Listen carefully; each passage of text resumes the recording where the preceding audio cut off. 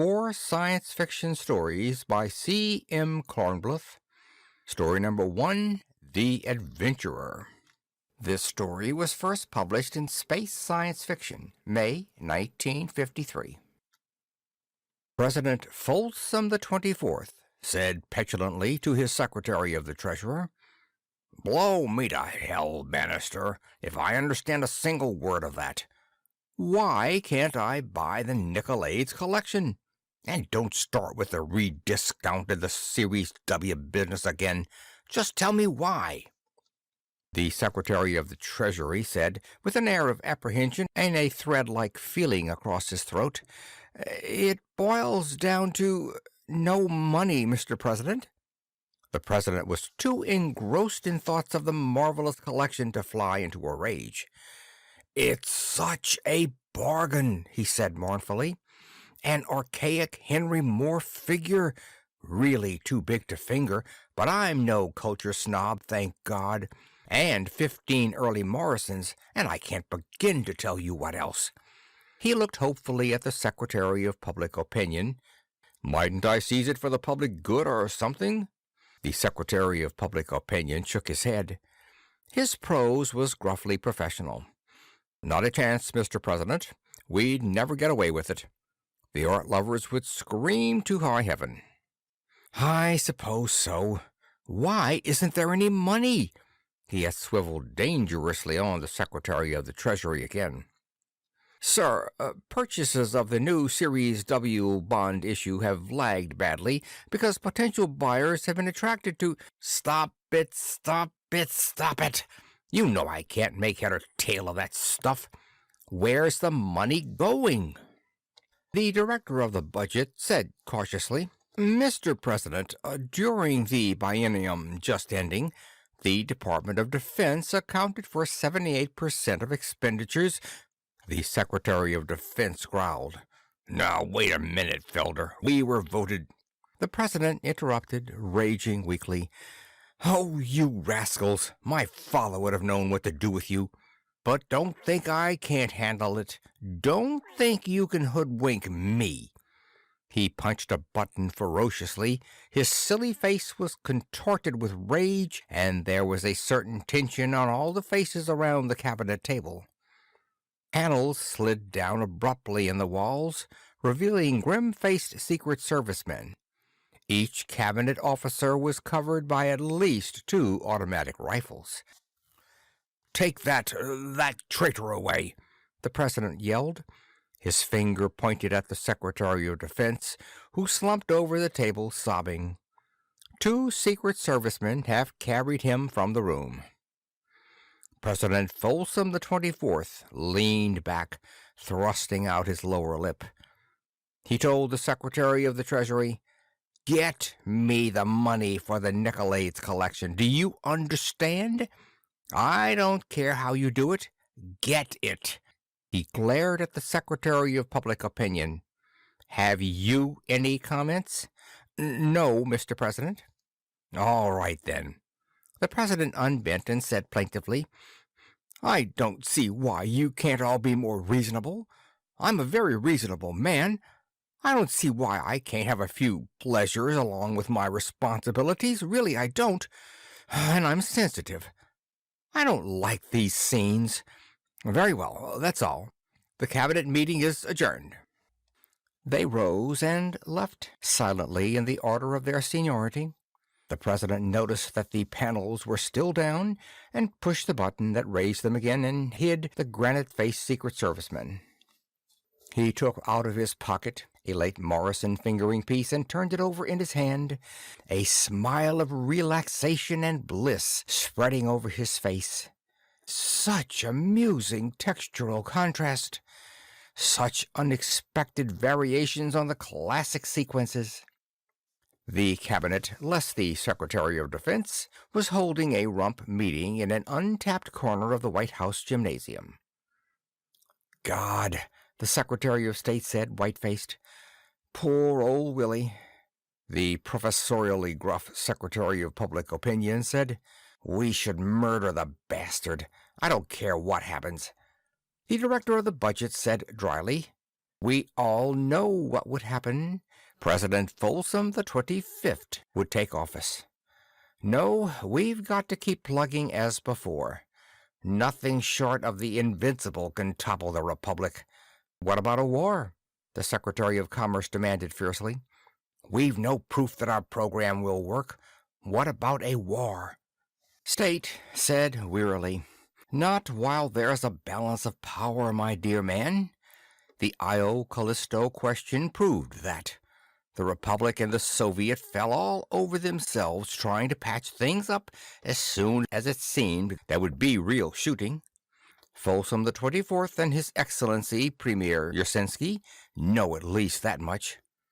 The Secretary of the Treasury said, What do you think of Steiner for defense? The Director of the Budget was astonished. Would he take it? Treasury cleared his throat. As a matter of fact, I've asked him to stop by right now. He hurled a medicine ball into the budgetary gut. Ooh, said the director. You bastard. Steiner would be perfect. He runs standard like a watch. He treacherously fired the medicine ball at the Secretary of Raw Materials, who blandly caught it and slammed it back. Here he comes, said the Secretary of Raw Materials. Steiner, come and sweat some oleo off. Steiner ambled over, a squat man in his 50s, and said, I don't mind if I do. Where's Willie? State said, The president unmasked him as a traitor. He's probably been executed by now. Steiner looked grim, and grimmer yet, when the Secretary of Treasury said, deadpan, We want to propose you for defense. I'm happy in standards, Steiner said. Safer, too. The man's father took an interest in science, but the man never comes around. Things are very quiet. Why don't you invite Winch from the National Art Commission? It wouldn't be much of a change for the worse for him. No brains, the Secretary of Raw Materials said briefly. Heads up. Steiner caught the ball and slugged it back at him. What good are brains? He asked quietly. Close the ranks, gentlemen, State said. These long shots are too hard on my arms. The ranks closed, and the cabinet told Steiner what good were brains. He ended by accepting. The moon is all Republic. Mars is all Soviet. Titan is all Republic. Ganymede is all Soviet. But Io and Callisto, by the Treaty of Greenwich, are half and half Republic and Soviet. Down the main street of the principal settlement of Io runs an invisible line. On one side of the line, the principal settlement is known as New Pittsburgh. On the other side, it is known as Nizhny Magnitogorsky. Into a miner's home in New Pittsburgh one night, an 8-year-old boy named Grayson staggered, bleeding from the head. His eyes were swollen almost shut. His father lurched to his feet, knocking over a bottle. He looked stupidly at the bottle, set it upright too late to save much of the alcohol, and then stared fixedly at the boy. "Say what you made me do, you little bastard," he growled, and fetched the boy a clout on his bleeding head that sent him spinning against the wall of the hut. The boy got up slowly and silently. There seemed to be something wrong with his left arm, and glowered at his father. He said nothing. "Fighting again," the father said in a would-be fierce voice. His eyes fell under the peculiar fire in the boy's stare. "Damn fool!" A woman came in from the kitchen. She was tall and thin. In a flat voice she said to the man, "Get out of here." The man hiccuped and said, "Your brat spilled my bottle. Give me $1. In the same flat voice, "I have to buy food." "I said give me $1. The man slapped her face. It did not change, and wrenched a small purse from the string that suspended it around her neck. The boy suddenly was a demon, flying at his father with fists and teeth. It lasted only a second or two. The father kicked him into a corner where he lay, still glaring, wordless, and dry-eyed. The mother had not moved. Her husband's handmark was still red on her face when he hulked out clutching the money bag.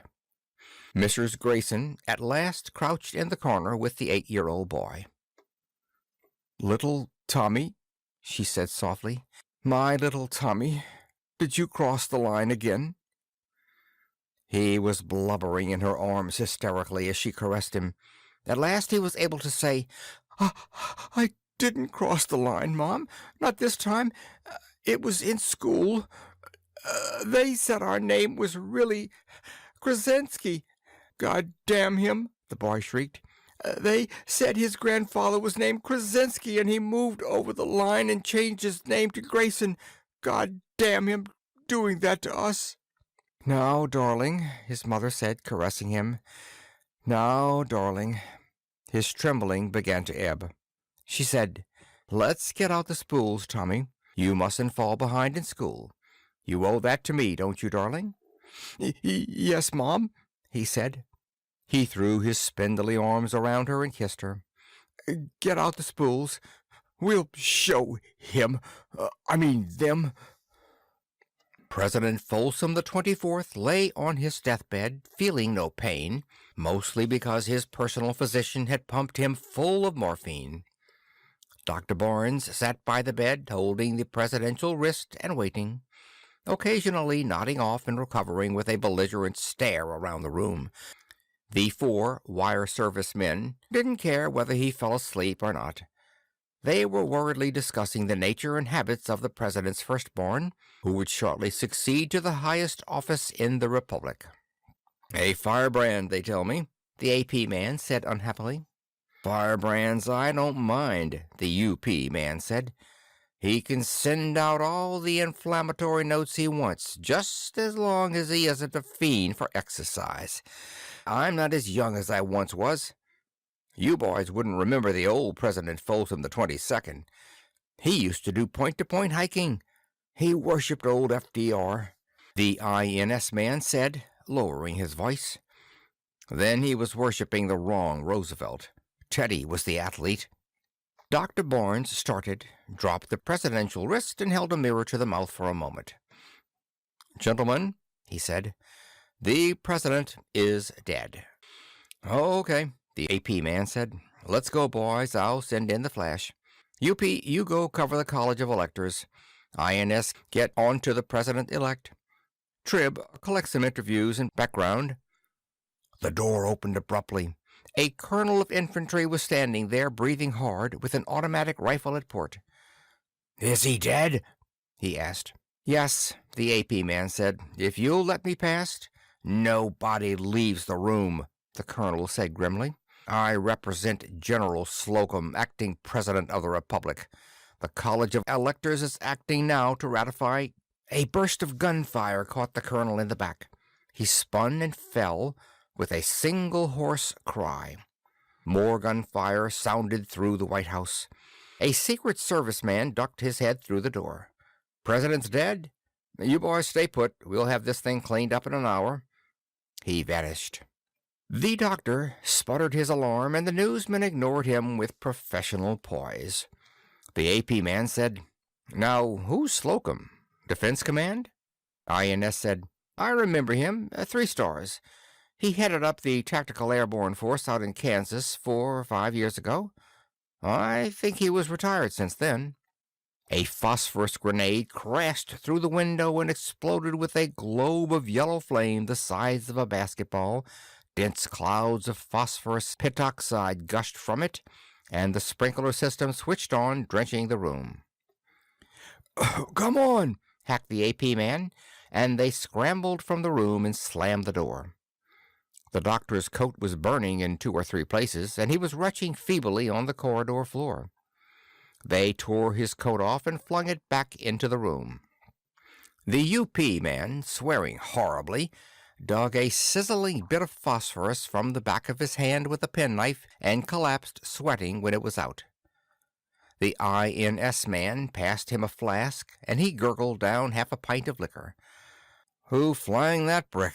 he asked faintly. "Nobody," the AP man said gloomily. "That's the hell of it. None of this is happening.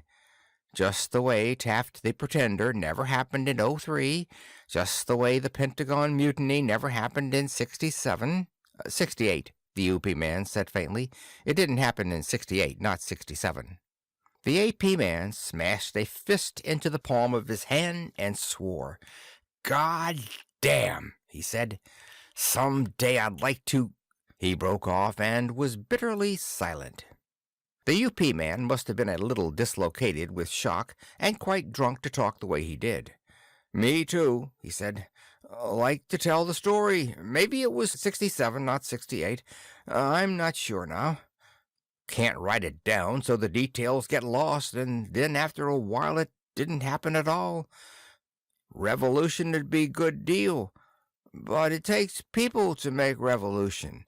People with eyes and ears and memories. We make things not happen, and we make people not see and not hear. He slumped back against the corridor wall, nursing his burned hand. The others were watching him, very scared. Then the AP man caught sight of the Secretary of Defense striding down the corridor, flanked by Secret Service men. "Mr. Steiner," he called, "what's the picture?" Steiner stopped, breathing heavily, and said, "Slocum's barricaded in the Oval Study. They don't want to smash in. He's about the only one left. There were only 50 or so. The acting president's taking charge at the study. You want to come along?" They did, and even hauled the UP man after them.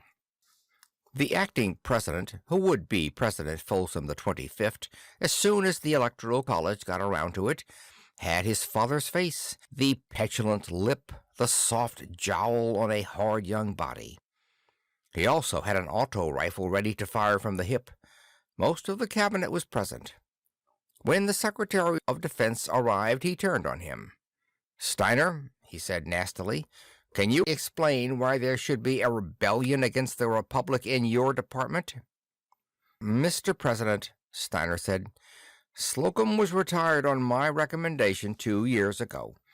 It seemed to me that my responsibility ended there and security should have taken over." The president-elect's finger left the trigger of the auto rifle and his lip drew in a little. "Quite so," he said curtly, and turned to the door. "Slocum," he shouted, "come out of there. We can use gas if we want." The door opened unexpectedly, and a tired-looking man with 3 stars on each shoulder stood there, barehanded. "All right," he said drearily.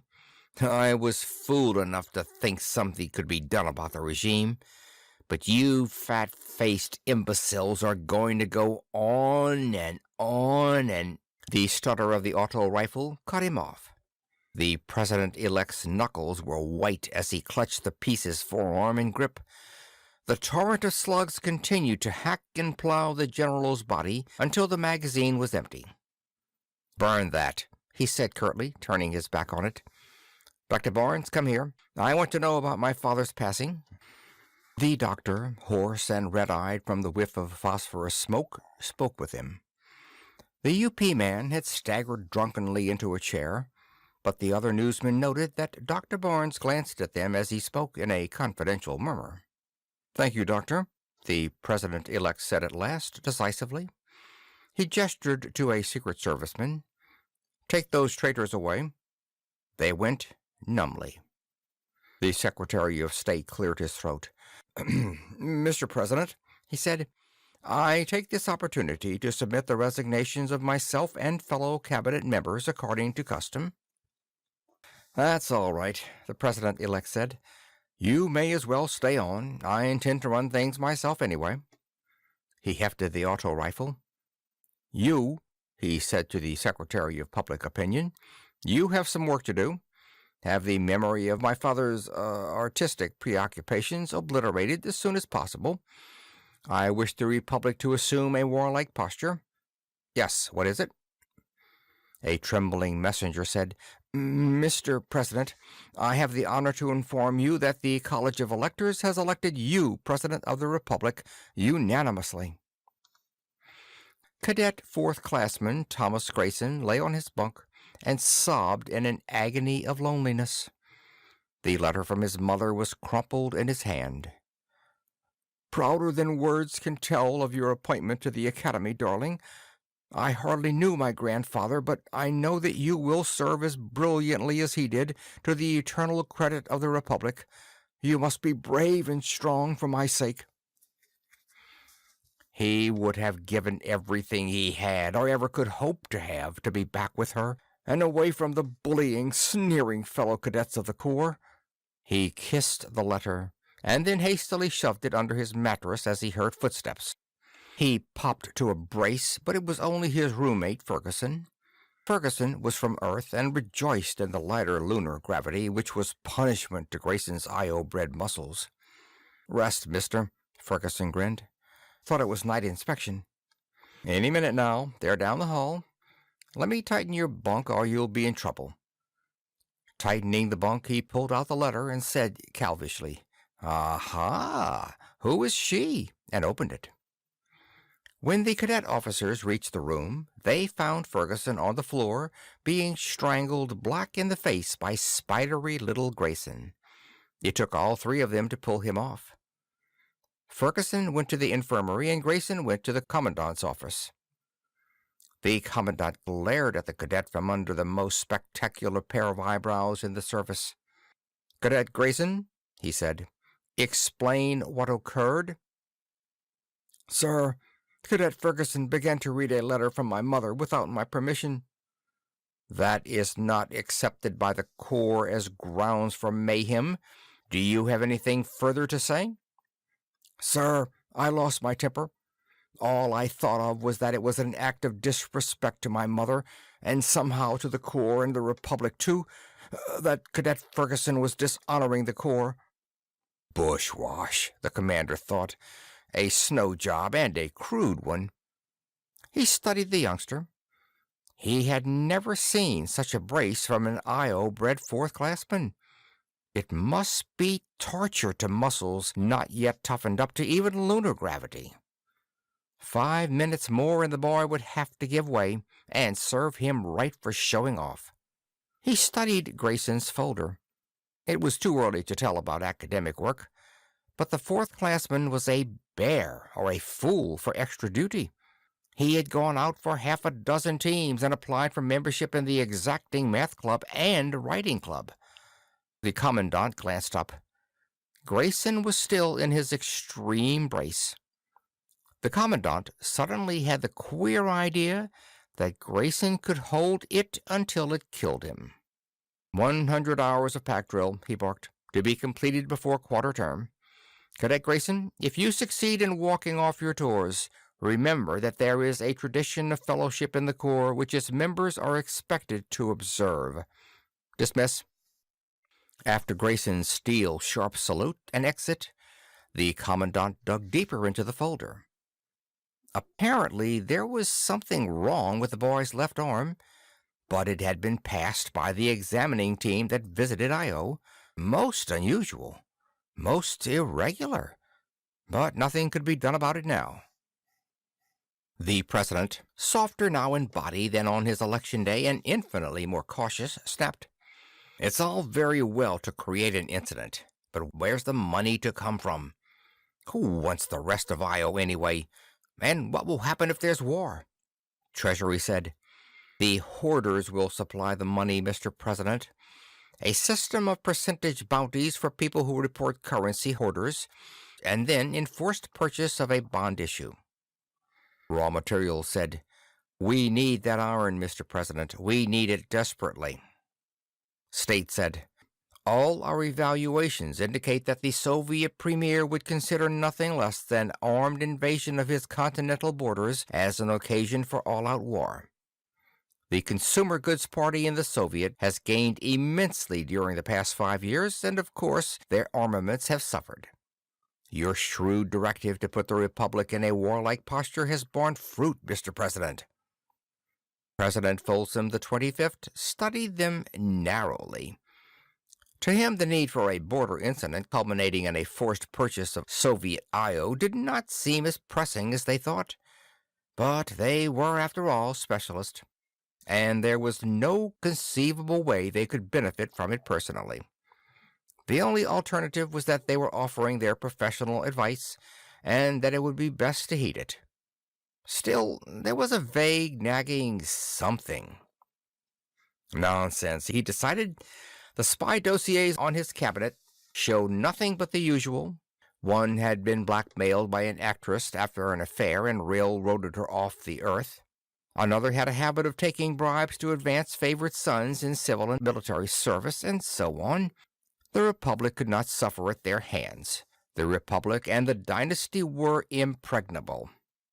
You simply spied on everybody, including the spies, and ordered summary executions often enough to show that you meant it, and kept the public ignorant. Deaf, dumb, blind, ignorant.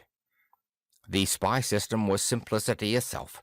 You had only to let things get as tangled and confused as possible until nobody knew who was who.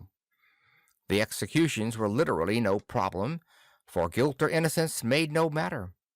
And mind control, when there were 4 newspapers, 6 magazines, and 3 radio and television stations, was a job for a handful of clerks. No, the cabinet wasn't getting away with anything. The system was unbeatable. President Folsom the 25th said, "Very well, have it done." Mrs. Grayson, widow of New Pittsburgh, Io., disappeared one night. It was in all the papers and on all the broadcasts. Some time later she was found dragging herself back across the line between Nizhny Magnitogorsk and New Pittsburgh in sorry shape. She had a terrible tale to tell about what she had suffered at the hands and so forth of the Magnitogorskniks. A diplomatic note from the Republic to the Soviet was answered by another note, which was answered by the dispatch of the Republic's first fleet to Io, which was answered by the dispatch of the Soviet's first and fifth fleets to Io. The Republic's first fleet blew up the customary deserted target hulk, fulminated over a sneak sabotage attack, and moved in its destroyers. Battle was joined. Ensign Thomas Grayson took over the command of his destroyer when its captain was killed on his bridge. An electrified crew saw the strange, brooding youngster perform prodigies of skill and courage and responded to them. In 1 week of desultory action, the battered destroyer had accounted for 7 Soviet destroyers and a cruiser. As soon as this penetrated to the flagship, Grayson was decorated and given a flotilla. His weird magnetism extended to every officer and man aboard the 7 craft. They struck like phantoms, cutting out cruisers and battle wagons in wild, unorthodox actions that couldn't have succeeded, but did every time. Grayson was badly wounded twice, but his driving, nervous energy carried him through. He was decorated again and given the battle wagon of an alien force striper. Without orders, he touched down on the Soviet side of Io, led out a landing party of Marines and bluejackets, cut through 2 regiments of Soviet infantry, and returned to his battle wagon with prisoners, the top civil and military administrators of Soviet Io. They discussed him nervously aboard the flagship. "He has a mystical quality, Admiral. His men would follow him into an atomic furnace, and I almost believe he could bring them through safely if he wanted to." The laugh was nervous. "He doesn't look like much, but when he turns on the charm, watch out. He's a winner. Now I wonder what I meant by that." "I know what you mean. They turn up every so often. People who can't be stopped. People who have everything. Napoleons, Alexanders, Stalins, up from nowhere. Suleiman, Hitler, Folsom I, Genghis Khan. Well, let's get it over with." They tugged at their gold-braided jackets and signaled the honor guard. Grayson was piped aboard, received another decoration and another speech. This time he made a speech in return. President Folsom the 25th, not knowing what else to do, had summoned his cabinet. "Well?" he rasped at the Secretary of Defense. Steiner said with a faint shrug, "Mr. President, there is nothing to be done. He has the fleet. He has the broadcasting facilities. He has the people." "People!" snarled the president. His finger jabbed at a button, and the wall panels snapped down to show the Secret Servicemen standing in their niches. The finger shot tremulously out at Steiner. "Kill that traitor!" he raved. The chief of the detail said uneasily, "Mr. President, we were listening to Grayson before we came on duty. He said he's de facto president now." "Kill him! Kill him!" the chief went on doggedly. "And we liked what he had to say about the Republic, and he said citizens of the Republic shouldn't take orders from you, and he'd relieve you." The president fell back. Grayson walked in, wearing his plain ensign's uniform and smiling faintly. Admirals and four-stripers flanked him. The chief of the detail said, "Mr. Grayson, are you taking over?" The man in the ensign's uniform said gravely, "Yes, and just call me Grayson, please. The titles come later. You can go now." The chief gave a pleased grin and collected his detail. The rather slight youngish man who had something wrong with one arm was in charge. Complete charge. Grayson said, "Mr. Folsom, you are relieved of the presidency. Captain, take him out and—" He finished with a whimsical shrug. A portly four-striper took Folsom by one arm. Like a drugged man, the deposed president let himself be let out. Grayson looked around the table. "Who are you, gentlemen?" They felt his magnetism, like the hum when you pass a power station. Steiner was the spokesman. "Grayson," he said soberly, "we are Folsom's cabinet. However, there is more that we have to tell you, alone if you will allow it." "Very well, gentlemen." Admirals and captains backed out, looking concerned.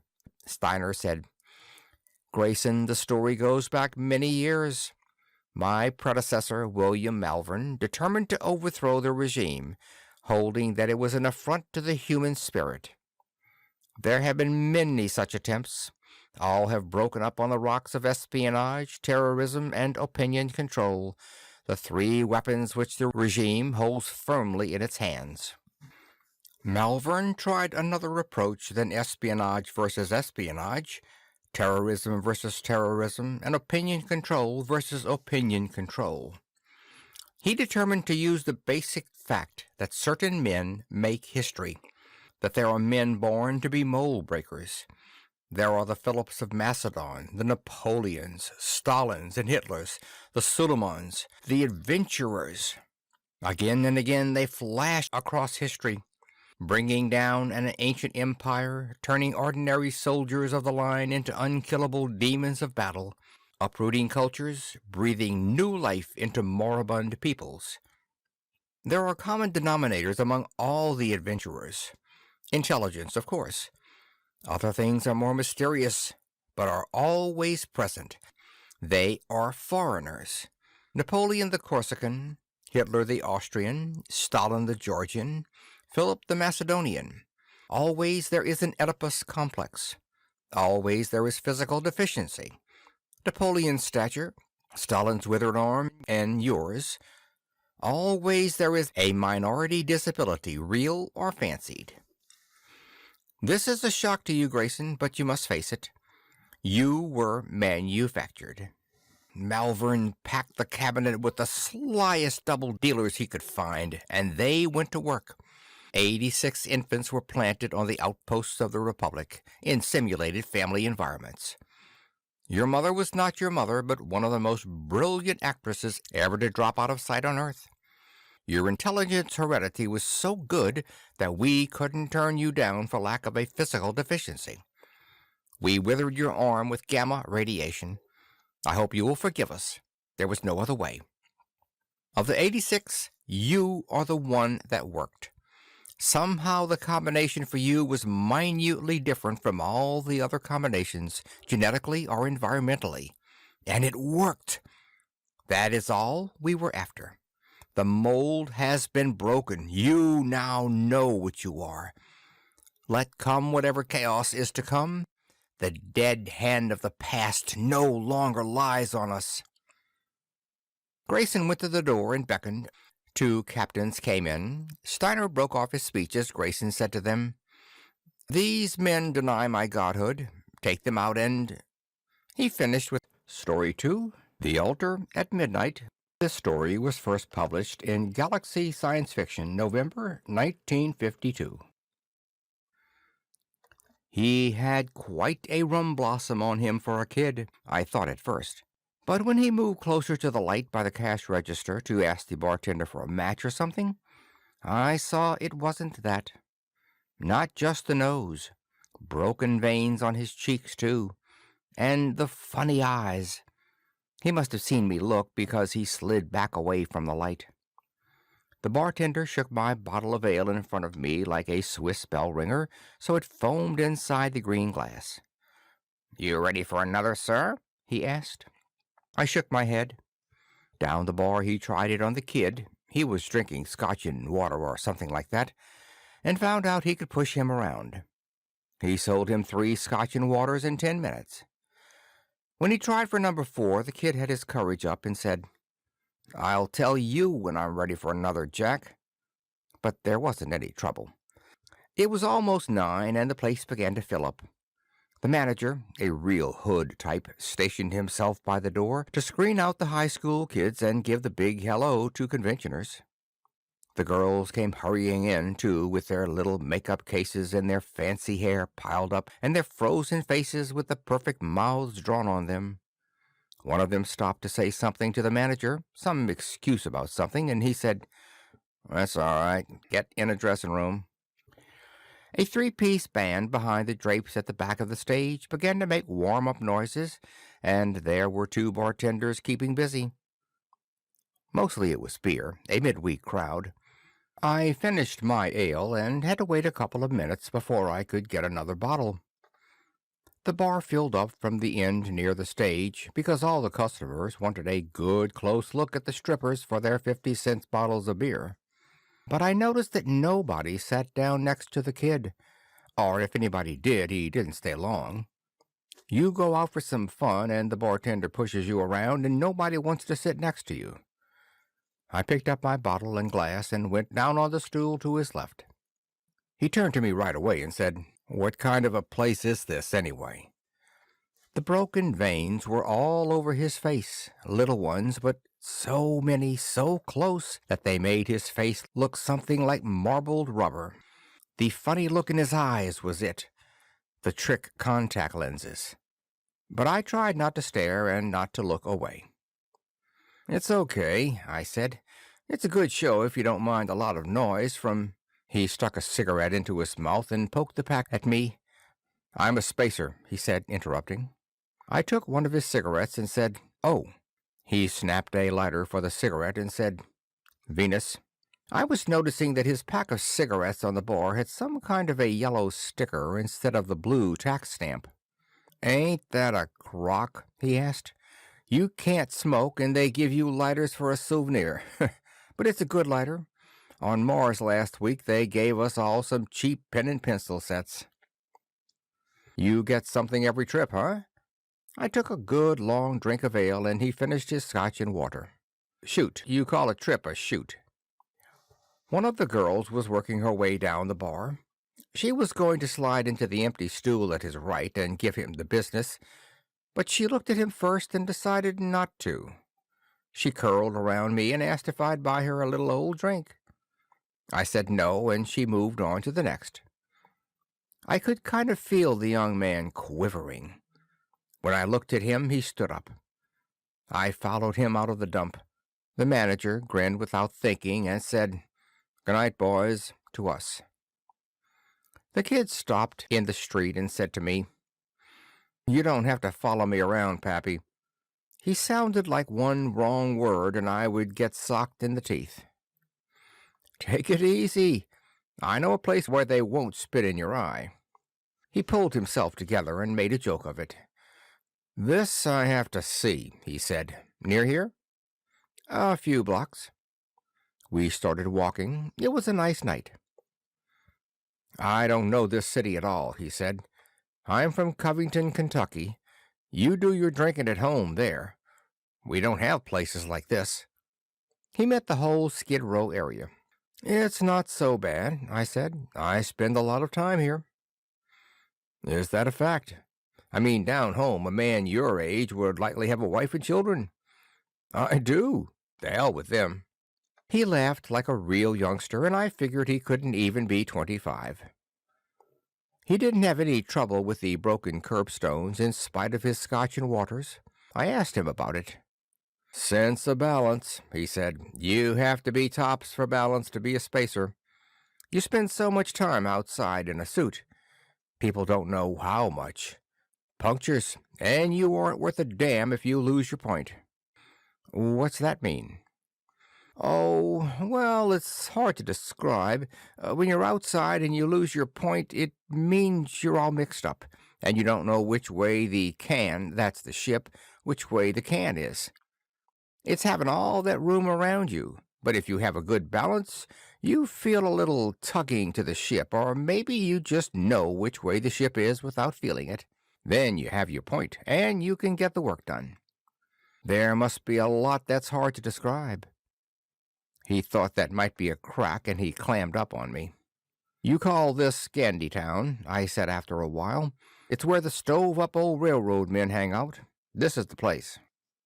It was the second week of the month, before everybody's pension check was all gone. Oswiak's was jumping. The grandsons of the pioneers were on the jute, singing the Man from Mars yodel, and old Paddy Shea was jiggling in the middle of the floor. He had a full seidel of beer in his right hand, and his empty left sleeve was flapping. The kid balked at the screen door. "Too damn bright," he said. I shrugged and went on in, and he followed.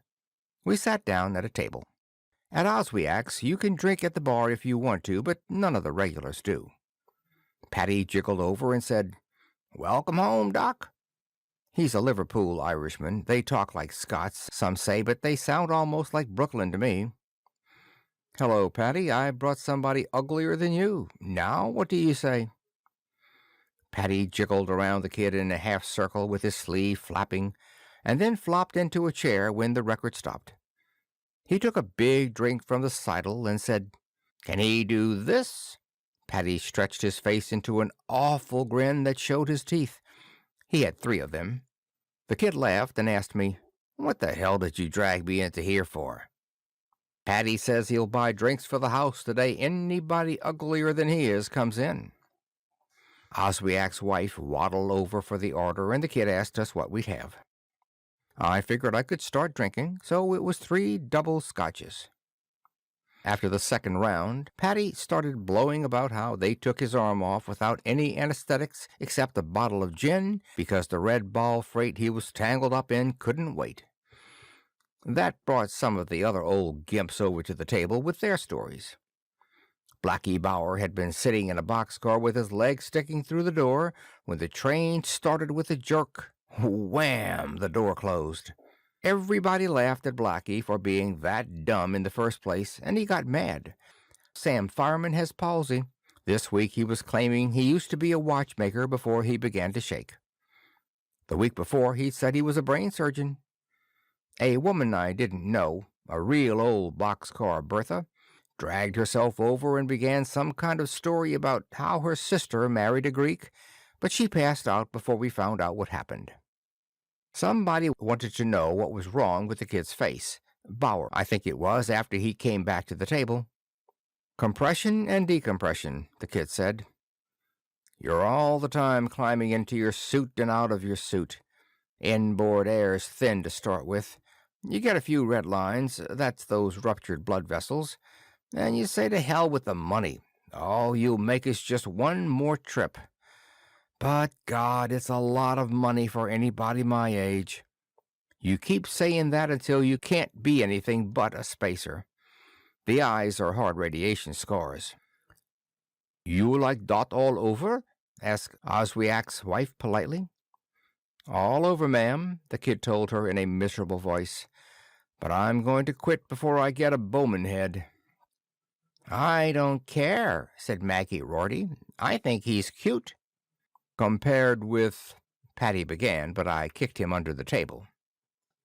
We sang for a while, and then we told gags and recited limericks for a while, and I noticed that the kid and Maggie had wandered into the back room, the one with the latch on the door. Oswiak's wife asked me, very puzzled, "Doc, why they do that flying by planets?" "It's the damn government," Sam Fireman said. "Why not?" I said. "They got the Bowman Drive. Why the hell shouldn't they use it? Serves 'em right." I had a double scotch and added, 20 years of it, and they found out a few things they didn't know. Red lines are only one of them. 20 years more, and maybe they'll find out a few more things they didn't know.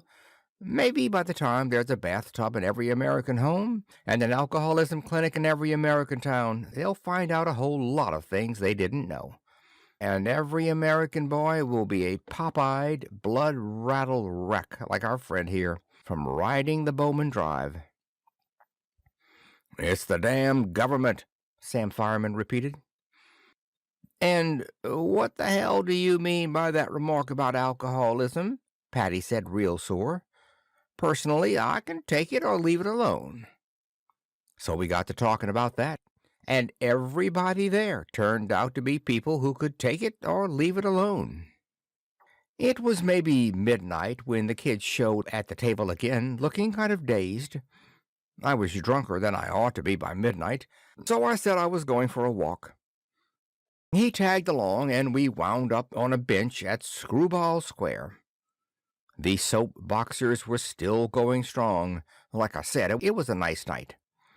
After a while, a pot-bellied old auntie who didn't give a damn about the face sat down and tried to talk the kid into going to see some etchings. The kid didn't get it, and I led him over to hear the soap boxers before there was trouble. One of the orators was a mush-mouthed evangelist. "And oh, my friends," he said, "when I looked through the porthole of the spaceship and beheld the wonder of the firmament—" "You're a stinking Yankee liar," the kid yelled at him. "You say one damn more word about can shooting, and I'll ram your spaceship down your lying throat. Where's your red lines if you're such a hot spacer?" The crowd didn't know what he was talking about, but "where's your red line" sounded good to them, so they heckled Mushmouth off his box with it. I got the kid to a bench. The liquor was working in him all of a sudden. He simmered down after a while and asked, "Doc, should I have given Miss Rorty some money? I asked her afterward, and she said she'd admire to have something to remember me by, so I gave her my lighter. She seemed to be real pleased with that. But I was wondering if maybe I embarrassed her by asking her right out. Like I told you, back in Covington, Kentucky, we don't have any places like that.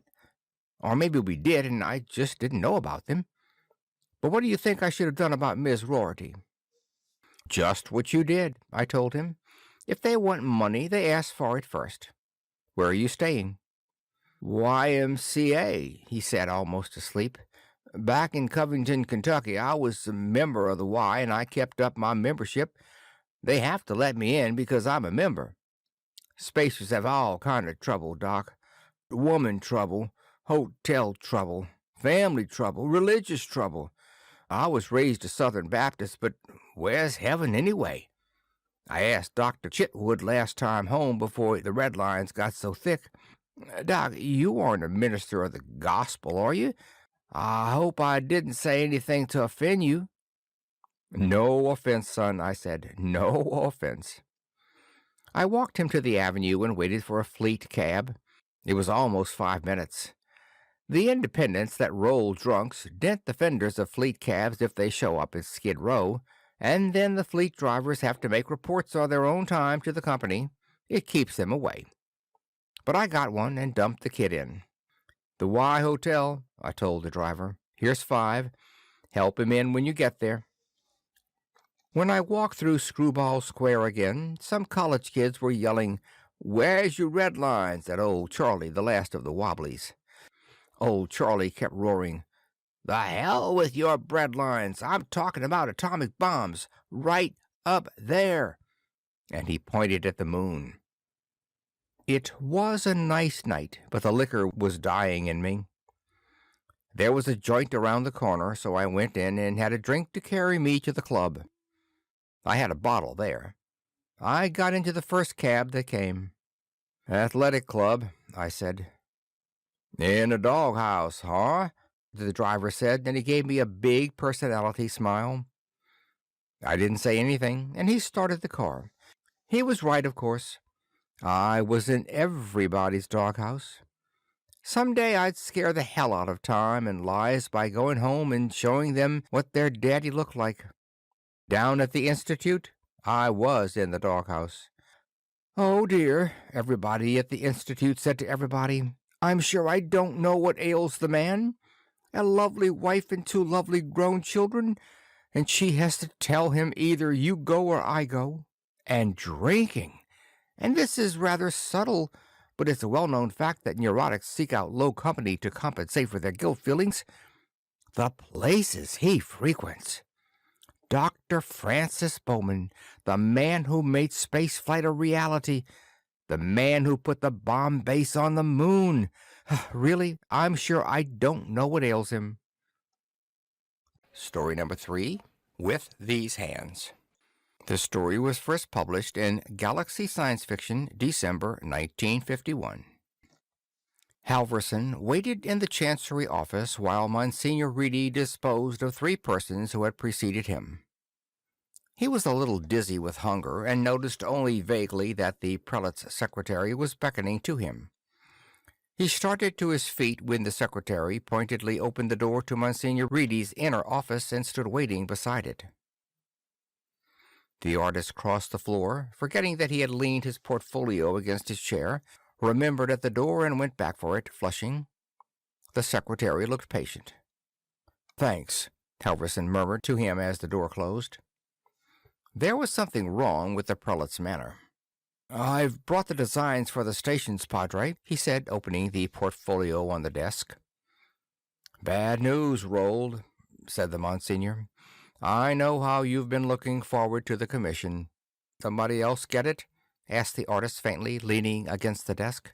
"I thought His Eminence definitely decided I had the—" "It's not that," said the Monsignor. "But the Sacred Congregation of Rites this week made a pronouncement on images of devotion. Stereopantograph is to be licit within a diocese at the discretion of the bishop, and His Eminence—" "SPG, slimy imitations," protested Halverson. "Real as a plastic eye. No texture, no guts. You know that, Padre," he said accusingly. "I'm sorry, Rold," said the Monsignor. "Your work is better than we'll get from a stereopantograph, to my eyes at least. But there are other considerations."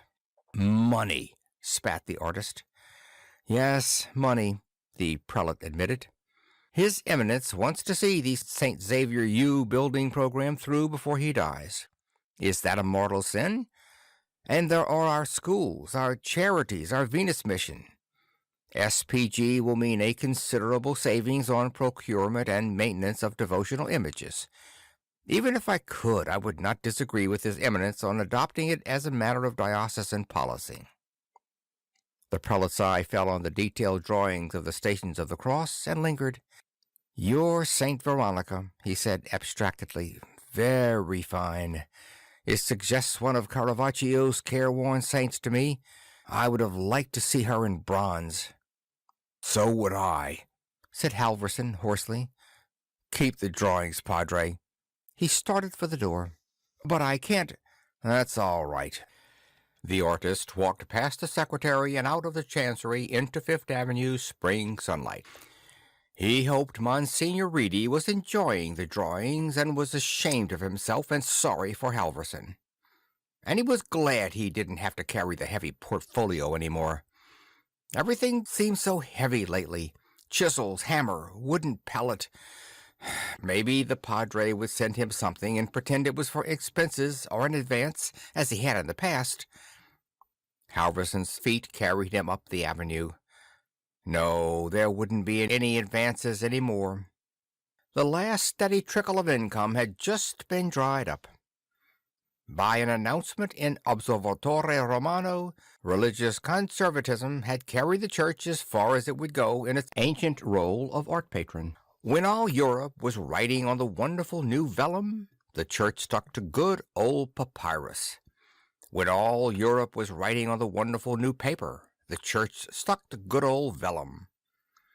When all architects and municipal monument committees and portrait bust clients were patronizing the stereopantograph, the church stuck to good old expensive sculpture. But not anymore. He was passing an SPG salon now where one of his Tuesday night pupils worked, one of the few men in the classes. Mostly they consisted of lazy, moody, irritable girls. Halverson, surprised at himself, entered the salon, walking between aesthetic semi-nude stereos executed in transparent plastic that made the skin of his neck and shoulders prickle with goose flesh. Slime, he thought. How can they... May I help? Oh, hello, Rold. What brings you here? He knew suddenly what had brought him there. Could you make a little advance on next month's tuition, Louis? I'm strapped.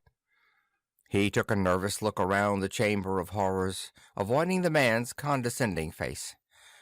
I guess so, Rold. Would $10 be any help? That'll carry us through the 25th, right? Fine, right, sure, he said, while he was being unwillingly towed around the place. I know you don't think much of SPG, but it's quiet now, so this is a good chance to see how we work.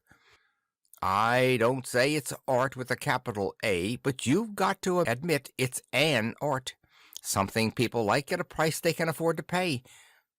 Here's where we set them. Then you run out the feelers to reference points on the face. You know what they are? He heard himself say dryly, I know what they are. The Egyptian sculptors used them when they carved statues of the pharaohs. Yes, I never knew that. There's nothing new under the sun, is there? But this is the heart of the SPG. The youngster proudly swung open the door of an electric device in the wall of the portrait booth. Tubes winked sullenly at Halverson. The aestheticon? He asked indifferently. He did not feel indifferent, but it would be absurd to show anger, no matter how much he felt it, against a mindless aggregation of circuits that could calculate layouts, criticize and correct pictures for a desired effect, and that had put the artist of design out of a job. Yes, the lenses take 16 profiles, you know, and we set the aestheticon for whatever we want, cute, rugged, sexy, spiritual, brainy, or a combination. It fares curves from profile to profile to give us just what we want, distorts the profiles themselves within limits if it has to, and there's your portrait stored in the memory tank, waiting to be taped. You set your ratio for any enlargement or reduction you want and play it back. I wish we were reproducing today. It's fascinating to watch. You just pour in your cold-set plastic, the nozzles ooze out a core and start crawling over to scan, a drop here, a worm there, and it begins to take shape. We mostly do portrait busts here, the Avenue trade, but Wilgus the foreman used to work in a monument shop in Brooklyn. He did that heroic-size war memorial on the East River Drive, hired Garda Bouchette, the TV girl, for the central figure. And what a figure! He told me he set the aestheticon plates for 3/4 sexy, 1/4 spiritual. Here's something interesting. Standing figurine of Orrin Ryerson, the banker. He ordered 12. Figurines are coming in. The girls like them because they can show their shapes. You'd be surprised at some of the poses they want to try. Somehow Halverson got out with the $10, walked to 6th Avenue, and sat down hard in a cheap restaurant. He had coffee and dozed a little, waking with a guilty start at a racket across the street. There was a building going up. For a while he watched the great machines pour walls and floors, the workmen rolling here and there on their little chariots to weld on a wall panel, stripe on an electric circuit of conductive ink, or spray plastic finish over the wired wall, all without leaving the saddles of their little mechanical chariots. Halverson felt more determined. He bought a paper from a vending machine by the restaurant door, drew another cup of coffee, and turned to the help wanted ads. The tricky trade school ads urged him to learn construction work and make big money. Be a plumbing machine setup man. Be a house wiring machine tender. Be a servo truck driver. Be a lumber stacker operator. Learn pouring machine maintenance. Make big money. A sort of panic overcame him. He ran to the phone booth and dialed a Passaic number. He heard the ring, ring, ring, and strained to hear old Mr. Krebel's stumping footsteps growing louder as he neared the phone, even though he knew he would hear nothing until the receiver was picked up. Ring, ring, ring. "Hello?" grunted the old man's voice, and his face appeared on the little screen. "Hello, Mr. Halverson. What can I do for you?" Halverson was tongue-tied. He couldn't possibly say, "I just wanted to see if you were still there. I was afraid you weren't there anymore." He choked and improvised. "Hello, Mr. Krebel. It's about the banister on the stairs in my place. I noticed it's pretty shaky. Could you come over sometime and fix it for me?" Krebel peered suspiciously out of the screen. "I could do that," he said slowly. "I don't have much work nowadays, but you can carpenter as good as me, Mr. Halverson. And frankly, you're very slow pay, and I like cabinet work better. I'm not a young man, and climbing around on ladders takes it out of me. If you can't find anybody else, I'll take the work. But I got to have some of the money first, just for the materials. It isn't easy to get good wood anymore." "All right," said Halverson. "Thanks, Mr. Krebel. I'll call you if I can't get anybody else." He hung up and went back to his table and newspaper. His face was burning with anger at the old man's reluctance and his own foolish panic. Krebel didn't realize they were both in the same leaky boat. Krebel, who didn't get a job in a month, still thought with senile pride that he was a journeyman carpenter and cabinet maker who could make his solid way anywhere with his toolbox and his skill, and that he could afford to look down on anything as disreputable as an artist, even an artist who could carpenter as well as he did himself. Laboure had made Halverson learn carpentry, and Laboure had been right. You built a scaffold so you could sculpt up high, not so it will collapse and you break a leg. You build your platforms so they hold the rock steady, not so it wobbles and chatters at every blow of the chisel. You build your armatures so they hold the plasticine you slam into them. But the help-wanted ads wanted no builders of scaffolds, platforms, and armatures. The factories were calling for setup men and maintenance men for the production and assembly machines. From upstate, General Vegetables had sent a recruiting team for farm help, harvest setup and maintenance men, a few openings for experienced operators of tank caulking machinery.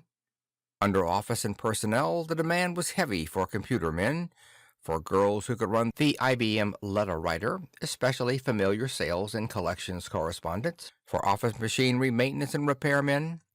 A job printing house wanted an aestheticon operator for letterhead layouts and the like. AT&T wanted trainees to earn while learning telephone maintenance. A direct mail advertising outfit wanted an artist. No, they wanted a sales executive who could scrawl picture ideas that would be subjected to the criticism and correction of the aestheticon. Halverson leafed tiredly through the rest of the paper. He knew he wouldn't get a job, and if he did, he wouldn't hold it. He knew it was a terrible thing to admit to yourself that you might starve to death because you were bored by anything except art, but he admitted it. It had happened often enough in the past. Artists undergoing preposterous hardships, not, as people thought, because they were devoted to art, but because nothing else was interesting. If there were only some impressive, sonorous word that summed up the aching, oppressive futility that overcame him when he tried to get out of art, only there wasn't. He thought he could tell which of the photos in the tabloid had been corrected by the aestheticon. There was a shot of Jink Bitsy, who was to star in a remake of Peter Pan. Her ears had been made to look not pointed, but pointy. Her upper lip had been lengthened a trifle, her nose had been pugged a little, and tilted quite a lot. Her freckles were cuter than cute, her brows were innocently arched, and her lower lip and eyes were nothing less than pornography. There was a shot, apparently uncorrected, of the last Venus ship coming in at LaGuardia, and the average-looking explorers grinning. Caption: Austin, Malone, and crew smile relief on safe arrival. Malone says Venus colonies need men machines. See story, page 2. Petulantly, Halverson threw the paper under the table and walked out. What had space travel to do with him? Vacations on the moon and expeditions to Venus and Mars were part of the deadly encroachment on his livelihood, and no more.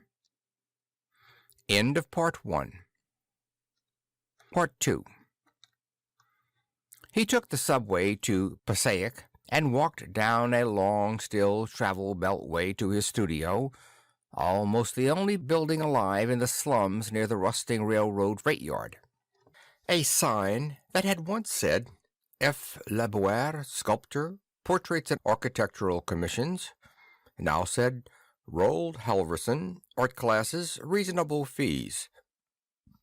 It was a grimy two-story frame building with a shop front in which were mounted some of his students' charcoal figure studies and oil still lifes. He lived upstairs, taught downstairs front, and did his own work downstairs back behind dirty ceiling-high drapes. Going in, he noticed that he had forgotten to lock the door again. He slammed it bitterly. At the noise, somebody called from behind the drapes. "Who's that?" "Halverson," he yelled in a sudden fury. "I live here. I own this place. Come out of there. What do you want?" There was a fumbling at the drapes, and a girl stepped between them, shrinking from their dirt. "Your door was open," she said firmly, "and it's a shop. I've been here a couple of minutes. I came to ask about classes, but I don't think I'm interested if you're this bad-tempered." A pupil. Pupils were never to be abused, especially not now. "I'm terribly sorry," he said. "I had a trying day in the city. Now turn it on. I wouldn't tell everybody a terrible secret like this, but I've lost a commission. You understand?" "I thought so. Anybody who traipses out here to my dingy abode would be simpatica. Won't you sit down? No, not there. Humor an artist and sit over there. The warm background of that still life brings out your color. Quite good color. Have you ever been painted? You've a very interesting face, you know. Someday I'd like to... But you mentioned classes. We have figure classes, male and female models alternating on Tuesday nights. For that I have to be very stern and ask you to sign up for an entire course of 12 lessons at $60. It's the models' fees. They're exorbitant. Saturday afternoons we have still life classes for beginners in oils. That's only $2 a class, but you might sign up for a series of 6 and pay $10 in advance, which saves you 2 whole dollars. I also give private instructions to a few talented amateurs. The price was open on that one, whatever the traffic would bear.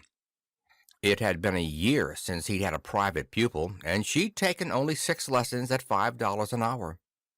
"The still life sounds interesting," said the girl, holding her head self-consciously, the way they all did when he gave them the patter.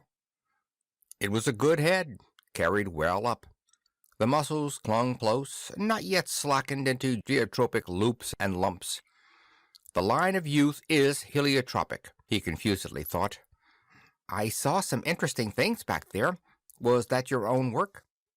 She rose, obviously with the expectation of being taken into the studio. Her body was one of those long-lined, small-breasted, coltish jobs that the pre-Raphaelites loved to draw. "Well," said Halverson. A deliberate show of reluctance, then a bright smile of confidence. "You'll understand," he said positively, and drew aside the curtains. What a curious place! She wandered about, inspecting the drums of plaster, clay, and plasticine, the rack of tools, the stands, the stones, the chisels, the forge, the kiln, the lumber, the glaze bench. "I like this," she said determinedly, picking up a figure a half-meter tall, a Venus he had cast in bronze while studying under Laboure some years ago. "How much is it?" An honest answer would scare her off, and there was no chance in the world that she'd buy. "I hardly ever put my things up for sale," he told her lightly. "That was just a little study. I do work on commission only nowadays." Her eyes flicked about the dingy room, seeming to take in its scaling plaster and warped floor, and see through the wall to the abandoned slum in which it was set. There was amusement in her glance. "I am not being honest, she thinks. She thinks that is funny. Very well, I will be honest. $600, he said flatly. The girl set the figurine on its stand with a rap and said, half angry and half amused, "I don't understand it. That's more than a month's pay for me. I could get an SPG statuette just as pretty as this for $10. Who do you artists think you are, anyway?" Halverson debated with himself about what he could say in reply. An SPG operator spends a week learning his skill, and I spend a lifetime learning mine. An SPG operator makes a mechanical copy of a human form distorted by formula mechanically arrived at from psychotests of population samples. I take full responsibility for my work. It is mine, though I use what I see fit from Egypt, Greece, Rome, the Middle Ages, the Renaissance, the Augustan and Romantic and modern eras. An SPG operator works in soft, homogeneous plastic. I work in bronze that is more complicated than you dream, that is cast and acid dipped today, so it will slowly take on rich and subtle coloring many years from today. An SPG operator could not make an Orpheus fountain. He mumbled Orpheus and keeled over. Halverson awoke in his bed on the second floor of the building. His fingers and toes buzzed electrically, and he felt very clear-headed. The girl and the man, unmistakably a doctor, were watching him. "You don't seem to belong to any medical plans, Halverson," the doctor said irritably. "There weren't any cards on you at all. No red, no blue, no green, no brown." "I used to be on the green plan, but I've let it lapse," the artist said defensively. "And look what happened." "Stop nagging him," the girl said. "I'll pay you your fee." "It's supposed to come through a plan," the doctor fretted. "We won't tell anybody," the girl promised. "Here's $5. Just stop nagging him." "Malnutrition," said the doctor. "Normally I'd send him to a hospital, but I don't see how I could manage it. He isn't on any plan at all. Look, I'll take the money and leave some vitamins. That's what he needs, vitamins, and food." "I'll see that he eats," the girl said, and the doctor left. "How long since you've had anything?" she asked Halverson. "I had some coffee today," he answered, thinking back. "I've been working on detailed drawings for a commission, and it fell through. I told you that. It was a shock." "I'm Lucretia Grumman," she said, and went out. He dozed until she came back with an armful of groceries. "It's hard to get around down here," she complained. "It was Laboure's studio," he told her defiantly. "He left it to me when he died. Things weren't so run down in his time. I studied under him. He was one of the last. He had a joke. They don't really want my stuff, but they're ashamed to let me starve. He warned me that they wouldn't be ashamed to let me starve, but I insisted, and he took me in." Halverson drank some milk and ate some bread. He thought of the change from the $10 in his pocket and decided not to mention it. Then he remembered that the doctor had gone through his pockets. "I can pay you for this," he said. "It's very kind of you, but you mustn't think I'm penniless. I've just been too preoccupied to take care of myself." "Sure," said the girl. "But we can call this an advance. I want to sign up for some classes." "Be happy to have you." "Am I bothering you?" asked the girl. "You said something odd when you fainted. Orpheus. Did I say that? I must have been thinking of Miles's Orpheus Fountain in Copenhagen. I've seen photos, but I've never been there." "Germany? But there's nothing left of Germany." "Copenhagen's in Denmark. There's quite a lot of Denmark left. It was only on the fringes, heavily radiated, but still there." "I want to travel too," she said. "I work at LaGuardia, and I've never been off except for an orbiting excursion. I want to go to the moon on my vacation. They give us a bonus in travel vouchers. It must be wonderful dancing under the low gravity." "Spaceport? Off? Low gravity?" Terms belonging to the detested electronic whirl of the stereopantograph, in which he had no place. "Be very interesting," he said, closing his eyes to conceal disgust. "I am bothering you. I'll go away now, but I'll be back Tuesday night for the class. What time do I come, and what should I bring?" "8. It's charcoal. I sell you the sticks and paper. Just bring a smock." "All right. And I want to take the oils class, too. And I want to bring some people I know to see your work. I'm sure they'll see something they like. Austin Malone's in from Venus. He's a special friend of mine." "Lucretia," he said. "Or do some people call you Lucy?" "Lucy." "Will you take that little bronze you liked as a thank you?" "I can't do that." "Please, I'd feel much better about this. I really mean it." She nodded abruptly, flushing, and almost ran from the room. Now, why did I do that? He asked himself. He hoped it was because he liked Lucy Grumman very much. He hoped it wasn't a cold-blooded investment of a piece of sculpture that would never be sold anyway, just to make sure she'd be back with class fees and more groceries. End of Part 2. Part 3. She was back on Tuesday, a half-hour early, and carrying a smock. He introduced her formally to the others as they arrived, a dozen or so bored young women, who, he suspected, talked a great deal about their art lessons outside, but in class used any excuse to stop sketching. He didn't dare show Lucy any particular consideration. There were fierce little miniature cliques in the class. Halverson knew they laughed at him and his line among themselves, and yet, strangely, were fiercely jealous of their seniority and right to individual attention. The lesson was an ordeal, as usual. The model, a muscle-bound young graduate of the barbell gyms and figure photography studios, was stupid and argumentative about 10-minute poses. Two of the girls came near a hair-pulling brawl over the rights to a preferred sketching location. A third girl had discovered Picasso's Cubist period during the past week and proudly announced that she didn't feel perspective in art. But the 2 interminable hours finally ticked by. He nagged them into clearing up, not as bad as the Saturday with oils, and stood by the open door. Otherwise they would have stayed all night, cackling about absent students and snarling sulkily among themselves. His well-laid plans went sour, though. A large and flashy car drove up as the girls were leaving. "That's Austin Malone," said Lucy. "He came to pick me up and look at your work." That was all the wedge her fellow pupils needed. "Austin Malone? Well, Lucy, darling, I'd love to meet a real spaceman.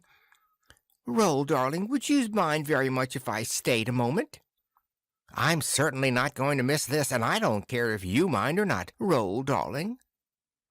Malone was an impressive figure. Halverson thought, he looks as though he's been run through an aestheticon set for brawny and determined. Lucy made a hash of the introductions, and the spaceman didn't rise to the conversational bait dangled enticingly by the girls. In a clear voice, he said to Halverson, "I don't want to take up too much of your time. Lucy tells me you have some things for sale. Is there any place we can look at them where it's quiet?" The students made sulky exits. "Back here," said the artist. The girl and Malone followed him through the curtains. The spaceman made a slow circuit of the studio, seeming to repel questions. He sat down at last and said, "I don't know what to think, Halverson. This place stuns me. Do you know you're in the Dark Ages?" People who never have given a thought to Chartres and Mont Saint-Michel usually call it the Dark Ages, Halverson thought wryly. He asked, "Technologically, you mean?" "No, not at all. My plaster's better, my colors are better, my metal is better. Tool metal, not casting metal, that is." "I mean hand work," said the spaceman. "Actually working by hand." The artist shrugged. "There have been crazes for the technique of the boiler works in the machine shop," he admitted. "Some interesting things were done, but they didn't stand up well. Is there anything here that takes your eye?" "I like those dolphins," said the spaceman, pointing to a perforated terracotta relief on the wall. They had been commissioned by an architect, then later refused for reasons of economy when the house had run way over estimate. "They look bully over the fireplace in my town apartment. Like them, Lucy?" "I think they're wonderful," said the girl. Roald saw the spaceman go rigid with the effort not to turn and stare at her. He loved her, and he was jealous. Roald told the story of the dolphins and said, "The price that the architect thought was too high was $360. Malone grunted. "Doesn't seem unreasonable, if you set a high store on inspiration." "I don't know about inspiration," the artist said evenly, "but I was awake for 2 days and 2 nights shoveling coal and adjusting drafts to fire that thing in my kiln." The spaceman looked contemptuous. "I'll take it," he said. "Be something to talk about during those awkward pauses. Tell me, Halverson, how's Lucy's work? Do you think she ought to stick with it?" "Austin," objected the girl, "don't be so blunt. How can he possibly know after 1 day?" "She can't draw yet," the artist said cautiously. "It's all coordination, you know. Thousands of hours of practice, training your eye and hand to work together until you can put a line on paper where you want it. Lucy, if you're really interested in it, you'll learn to draw well. I don't think any of the other students will. They're in it because of boredom or snobbery, and they'll stop before they have their eye-hand coordination." "I am interested," she said firmly. Malone's determined restraint broke. "Damn right you are. He recovered himself and demanded of Halverson, "I understand your point about coordination, but thousands of hours when you can buy a camera? It's absurd." "I was talking about drawing, not art," replied Halverson. "Drawing is putting a line on paper where you want it," I said. He took a deep breath and hoped the great distinction wouldn't sound ludicrous and trivial. "So let's say that art is knowing how to put the line in the right place." "Be practical. There isn't any art. Not any more. I get around quite a bit, and I never see anything but photos and SPGs. A few heirlooms, yes, but nobody's painting or carving anymore." "There's some art, Malone. My students, a couple of them in the still life class, are quite good. There are more across the country. Art for occupational therapy or a hobby or something to do with the hands. There's trade in their work. They sell them to each other. They give them to their friends. They hang them on their walls. There are even some sculptors like that. Sculpture is prescribed by doctors. The occupational therapists say it's even better than drawing and painting, so some of these people work in plasticine and soft stone, and some of them get to be good." "Maybe so. I'm an engineer, Halverson. We glory in doing things the easy way.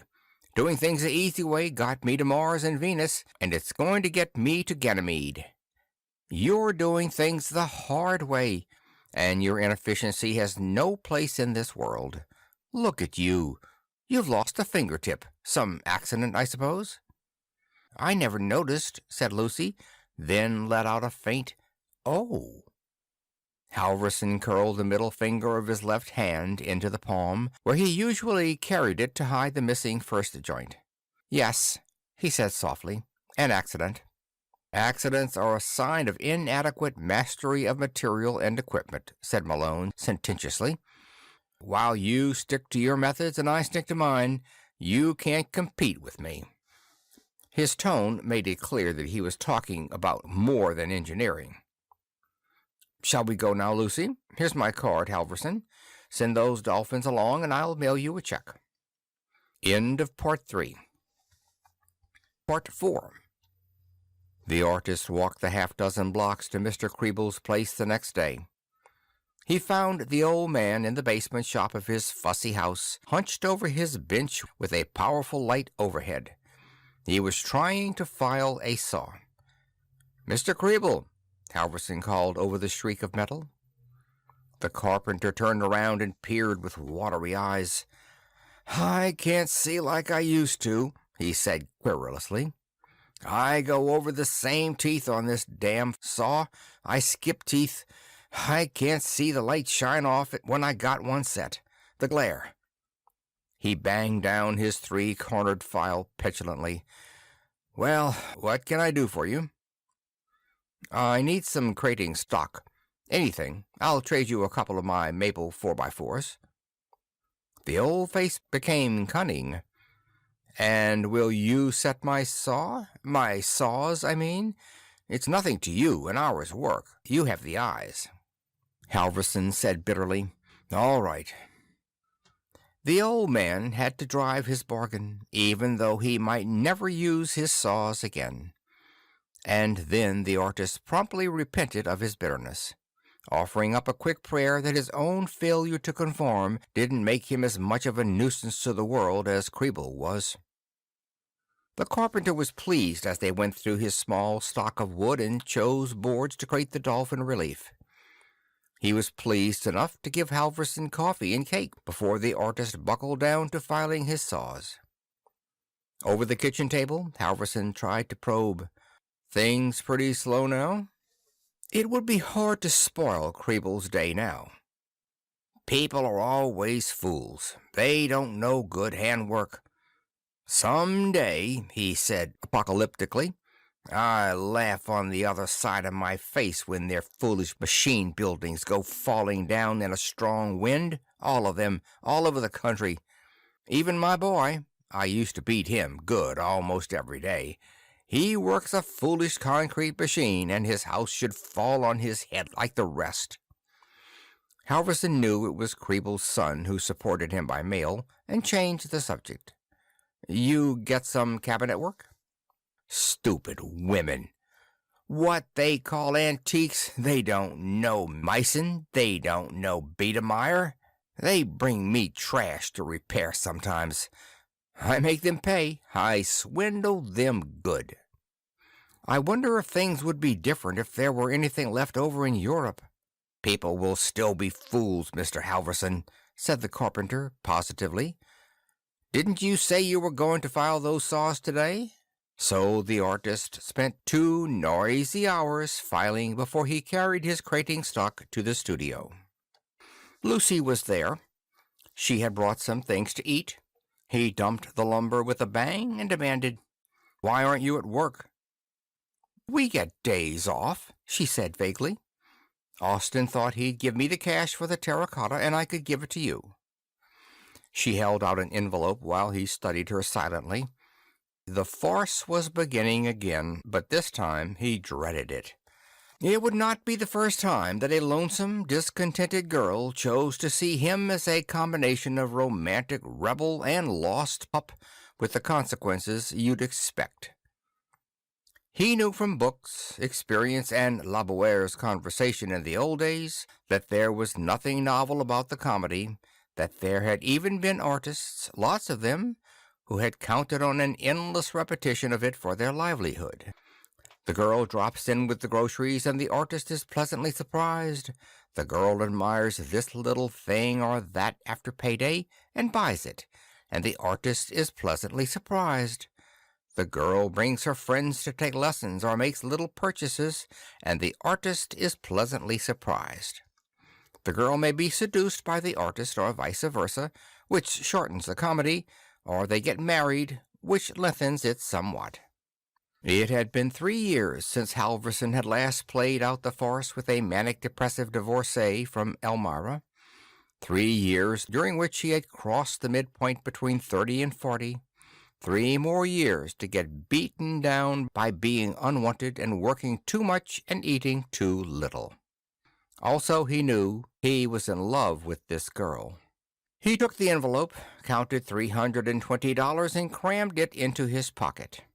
"That was your idea," he said. "Thanks. Now get out, will you? I've got work to do." She stood there, shocked. "I said get out. I have work to do." "Austin was right," she told him miserably. "You don't care how people feel. You just want to get things out of them." She ran from the studio, and Halverson fought with himself not to run after her. He walked slowly into his workshop and studied his array of tools, though he paid little attention to his finished pieces. It would be nice to spend about half of this money on open hearth steel rod and bar stock to forge into chisels. He thought he knew where he could get some, but she would be back, or he would break and go to her and be forgiven, and the comedy would be played out after all.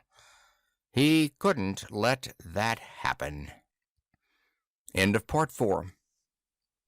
Part 5.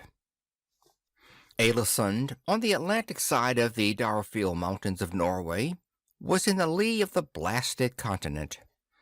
One more archaeologist there made no difference, as long as he had the sense to recognize the propeller-like international signposts that said with their 3 blades, "Radiation Hazard," and knew what every schoolboy knew about protective clothing and reading a personal Geiger counter. The car Halverson rented was for a brief trip over the mountains to study contaminated Oslo. Well muffled, he could make it and back in a dozen hours and no harm done. But he took the car past Oslo, Winterberg, and Gothenburg, along the Kattegat coast to Helsingborg, and abandoned it there among the 3-bladed polyglot signs, crossing to Denmark. Danes were as unlike Prussians as they could be, but their unfortunate little peninsula was a sprout off Prussia, which radio cobalt dust couldn't tell from the real thing. The 3-bladed signs were most specific. With a long way to walk among the rubble-littered highways, he stripped off the impregnated coveralls and boots. He had long since shed the noisy counter and the uncomfortable gloves and mask. The silence was eerie as he limped into Copenhagen at noon. He didn't know whether the radiation was getting to him or whether he was tired and hungry and no more. As though thinking of a stranger, he liked what he was doing. "I'll be my own audience," he thought. "God knows I learned there isn't any other, not any more. You have to know when to stop.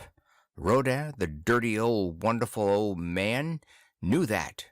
He taught us not to slick it and polish it and smooth it until it looked like a liquid instead of bronze and stone.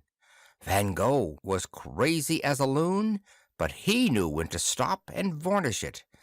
He didn't care if the paint looked like paint instead of looking like sunset clouds or moonbeams. Up in Hartford, Brown and Sharp stop when they've got a turret lathe. They don't put caryatids on it.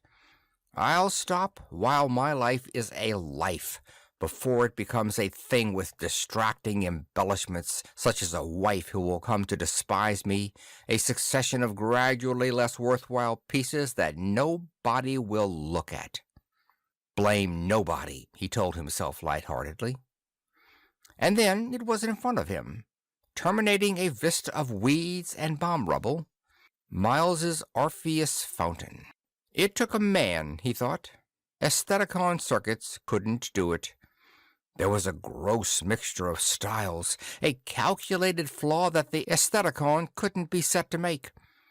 Orpheus and the Souls were classic, or later, the three-headed dog was archaic. That was to tell you about the antiquity and invincibility of hell, and that Cerberus knows Orpheus will never go back into life with his bride. There was the heroic, tragic central figure that looked mighty enough to battle with the gods. But battle wasn't any good against the grinning, knowing, hateful, three-headed dog it stood on. You don't battle the pavement when you walk, or the floor of the house you're in. You can't. So Orpheus, his face a mask of controlled and suffering fury, crashes a great chord from his lyre that moved trees and stones. Around him, the naked souls in hell start at the chord, each in his own way. The young lovers down in death, the mother down in death, the musician deaf and down in death, straining to hear. Halvorsen walked uncertainly toward the fountain, felt something break inside him, and a heaviness in his lungs. As he pitched forward among the weeds, he thought he heard the chord from the lyre, and didn't care that the three-headed dog was grinning its knowing, hateful grin down at him. End of Part 5. Part 6. When Halvorsen awoke, he supposed he was in hell. There were the young lovers, arms about each other's waists, solemnly looking down at him, and the mother was placidly smoothing his brow. He stirred and felt his left arm fall heavily. "Ah," said the mother, "you mustn't." He felt her pick up his limp arm and lay it across his chest. "Your poor finger," she sighed. "Can you talk? What happened to it?" He could talk weakly. "La Bouire and I," he said, "we were moving a big block of marble with the crane. Somehow the finger got under it. I didn't notice until it was too late to shift my grip without the marble slipping and smashing on the floor." The boy said in a solemn, adolescent croak, "You mean you saved the marble and lost your finger?" "Marble," he muttered. "It's so hard to get. La Bouire was so old." The young lovers exchanged a glance, and he slept again. He was half awake when the musician seized first one of his hands and then the other, jabbing them with stubby fingers and bending his lion's head close to peer at the horny calluses left by chisel and mallet. "Ya, ya," the musician kept saying. Hell goes on forever. So for an eternity he jolted and jarred, and for an eternity he heard bickering voices. Why, he was so foolish then. A idiot he could be. Hush, let him rest. The children told the story. There only one La Bouire was. Easy with the rubbing. Easy with the tubing. Let him rest. Daylight dazzled his eyes. Why were you so foolish? Demanded a harsh voice. The sister says I can talk to you now, so that is what I first want to know. He looked at the face of, not the musician, that had been delirium, but it was a tough old face.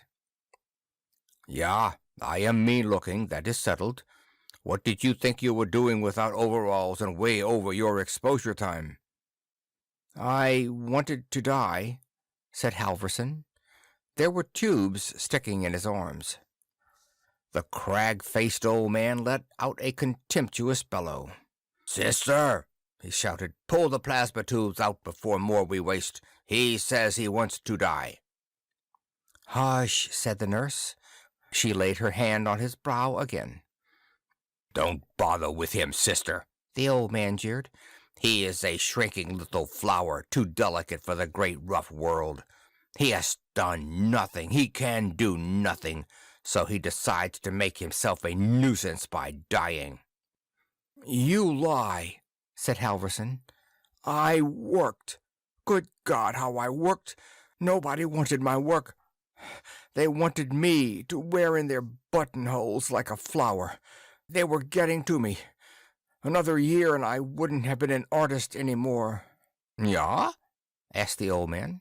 "Tell me about it." Halverson told him, sometimes weeping with self-pity and weakness, sometimes cursing the old man for not letting him die, sometimes quietly describing this statuette or that portrait head, or raving wildly against the mad folly of the world. At last he told the old man about Lucy. "You cannot have everything, you know," said his listener. "I can have her," answered the artist harshly. "You wouldn't let me die, so I won't die. I'll go back and I'll take her away from that fat head Malone that she ought to marry.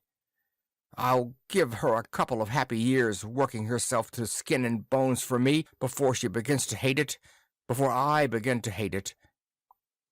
"You can't go back," said the old man. "I'm Cerberus. Do you understand that? The girl is nothing. The society you come from is nothing. We have a place here. Sister, can he sit up?" The woman smiled and cranked his bed. Halverson saw through a picture window that he was in a mountain-rimmed valley that was very green and dotted with herds and unpainted houses. "Such a place there had to be," said the old man. "In the whole geography of Europe there had to be a Soltau Valley with winds and terrain just right to deflect the dust." "Nobody knows?" whispered the artist. "We prefer it that way. It's impossible to get some things, but you would be surprised how little difference it makes to the young people. They are great travelers, the young people, in their sweaty coveralls with radiation meters. They think when they see the ruined cities that the people who lived in them must have been mad. It was a little travel party like that which found you. The boy was impressed by something you said. I saw some interesting things in your hands. There isn't much rock around here. We have fine, deep topsoil. But the boys could get you stone. There should be a statue of the mayor, for one thing, before I die. And from the Rothaus the wooden angels have mostly broken off. Soltau Valley used to be proud of them. Could you make good copies? And of course, cameras are useless, and the best drawings we can do look funny. Could you teach the youngsters at least to draw so faces look like faces and not behinds? And like you were saying about you and Labouère, maybe one younger there will be so crazy that he will want to learn it all. So Soltau will always have an artist and sculptor." Story 4. The Marching Morons. The story was first published in Galaxy Science Fiction, April 1951. Some things had not changed. A potter's wheel was still a potter's wheel, and clay was still clay. F.M. Hawkins had to build his shop near Goose Lake, which had a narrow band of good fat clay and a narrow beach of white sand. He fired 3 bottle-nosed kilns with yellow charcoal from the woodlot. The woodlot was also useful for long walks while the kilns were cooling. If he let himself stay within sight of them, he would open them prematurely, impatient to see how some new shape or glaze had come through the fire, and ping! The new shape or glaze would be good for nothing but the shard pile back of his slip tanks. A business conference was in full swing in his shop, a modest cube of brick, tile-roofed, as the Chicago-Los Angeles rocket thundered overhead, very noisy, very swept back, very fiery jets, shaped as sleekly swift-looking as an airborne barracuda. The buyer from Marshall Fields was turning over a black-glazed 1-liter carafe, nodding approval with his massive, handsome head. "This is real purty," he told Hawkins and his own secretary, Gomez Laplace. "This has got lots of what you call real aesthetic principles. Yeah, it is real purty." "How much?" the secretary asked the potter. $7.50 each in dozen lots," said Hawkins.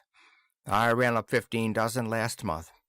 "They are real aesthetic," repeated the buyer from Fields. "I will take them all." "I don't think we can do that, Doctor," said the secretary. "They cost us $1,350. That would leave only $532 in our quarter's budget, and we still have to run down to East Liverpool to pick up some cheap dinner sets." "Dinner sets?" asked the buyer, his big face full of wonder. "Dinner sets. The department's been out of them for 2 months now. Mr. Garvey Seabright got pretty nasty about it yesterday, remember?" "Garvey Seabright, that meat-headed blue nose," the buyer said contemptuously. "He don't know nothing about aesthetics. Why for don't he let me run my own department?" His eye fell on a stray copy of Wambo-Zambo comics, and he sat down with it. An occasional deep chuckle or grunt of surprise escaped him as he turned the pages. Uninterrupted, the potter and the buyer's secretary quickly closed the deal for 24 of the liter carafes. "I wish we could take more," said the secretary, "but you heard what I told him. We've had to turn away customers for ordinary dinnerware because he shot the last quarter's budget on some Mexican piggy banks some equally enthusiastic importer stuck him with. The 5th floor is packed solid with them. I'll bet they look mighty aesthetic. They're painted with purple cacti." The potter shuddered and caressed the glaze of the sample carafe. The buyer looked up and rumbled, "Ain't you dummies through yakking yet? What good's the secretary for'n if he don't take the burden of detail off'n my back, huh?" "We're all through, Doctor. Are you ready to go?" The buyer grunted peevishly, dropped Wambo-Zambo comics on the floor, and led the way out of the building and down the long corduroy road to the highway. His car was waiting on the concrete. It was, like all contemporary cars, too low slung to get over the logs. He climbed down into the car and started the motor with a tremendous sparkle and roar. "Gomez Laplace," called out the potter under cover of the noise. "Did anything come of the radiation program they were working on the last time I was on duty at the pole?" "The same old fallacy," said the secretary gloomily. "It stopped us on mutation, it stopped us on culling, it stopped us on segregation, and now it's stopped us on hypnosis. Well, I'm scheduled back to the grind in 9 days.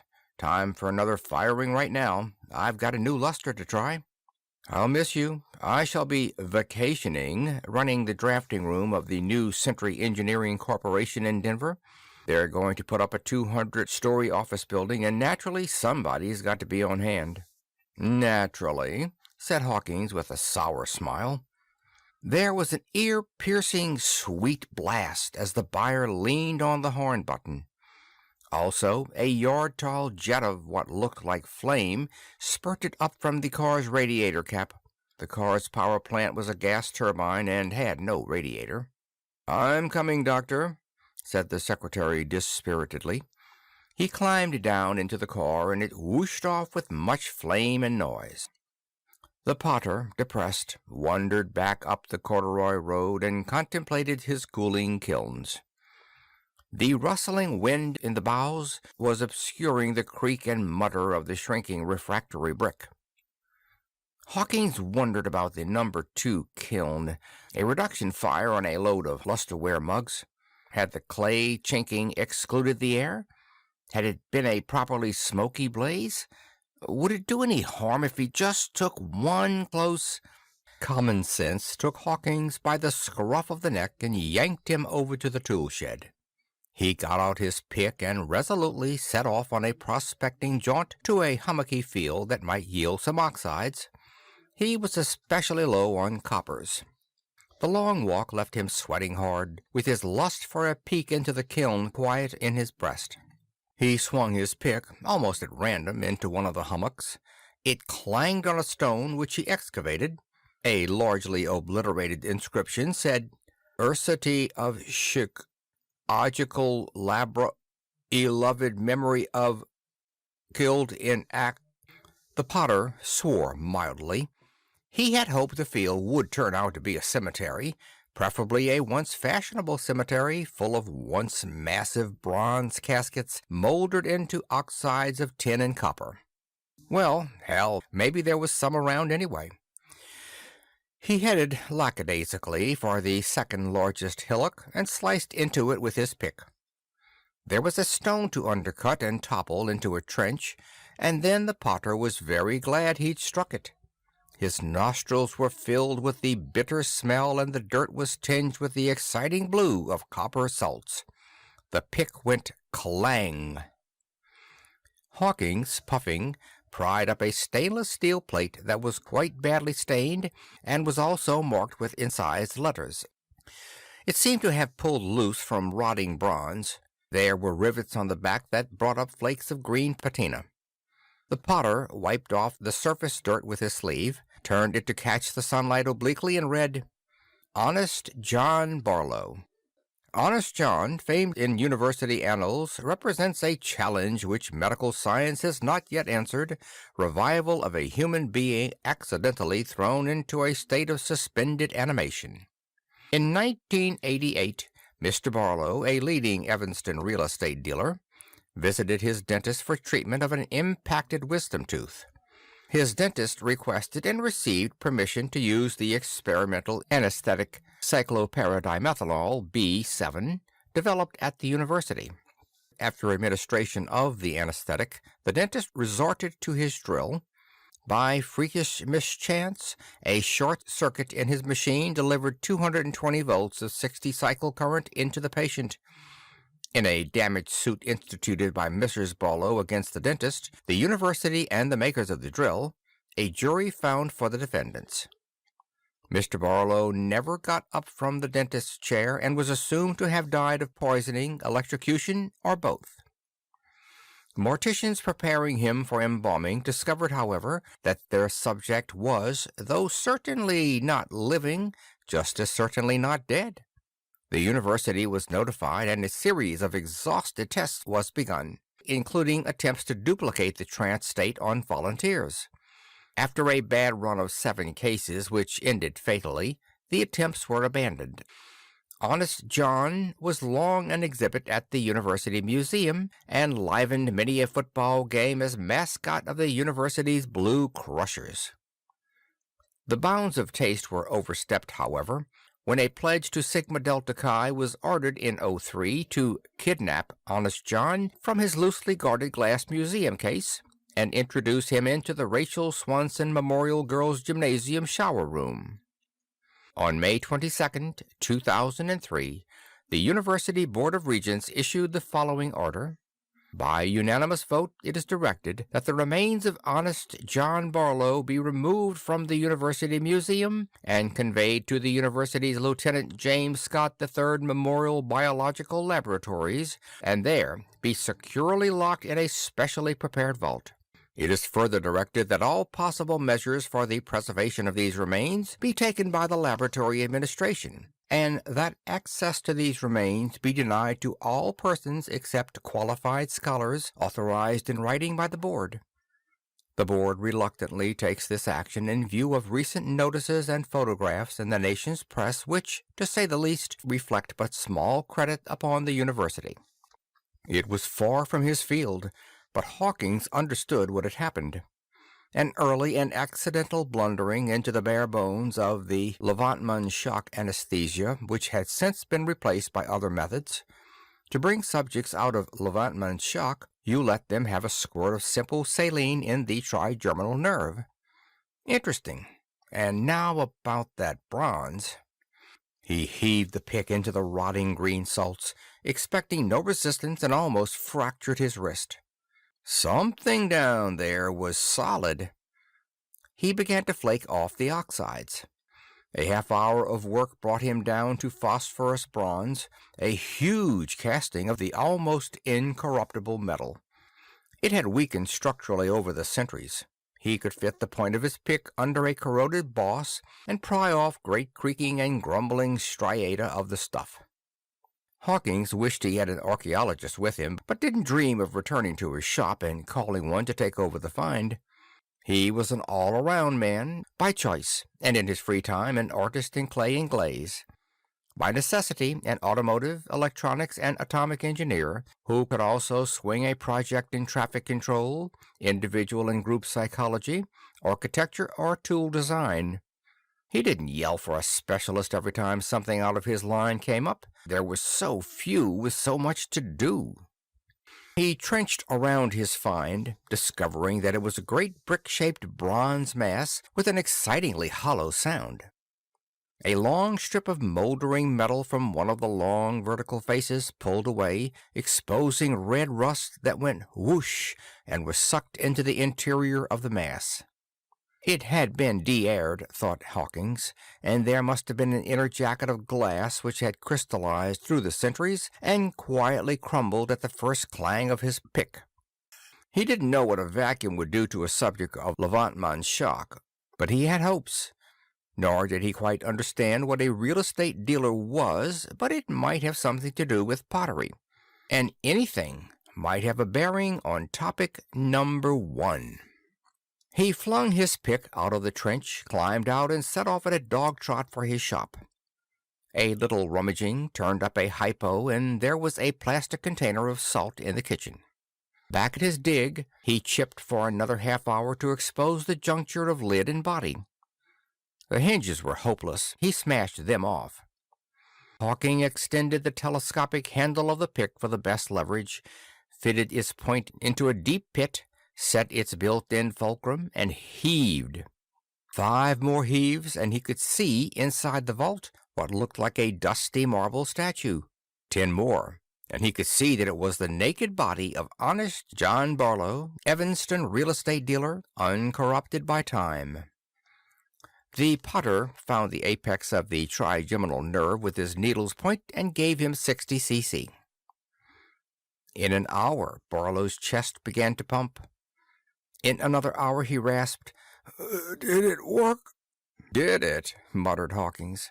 Barlow opened his eyes and stirred, looked down, turned his hands before his eyes.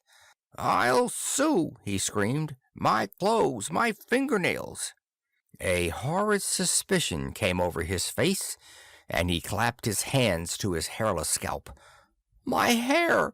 he wailed. "I'll sue you for every penny you've got. That release won't mean a damn thing in court. I didn't sign away my hair and clothes and fingernails." "They'll grow back," said Hawkins casually. "Also your epidermis. Those parts of you weren't alive, you know, so they weren't preserved like the rest of you. I'm afraid the clothes are gone, though." "What is this, the University Hospital?" demanded Barlow. "I want a phone. No, you phone.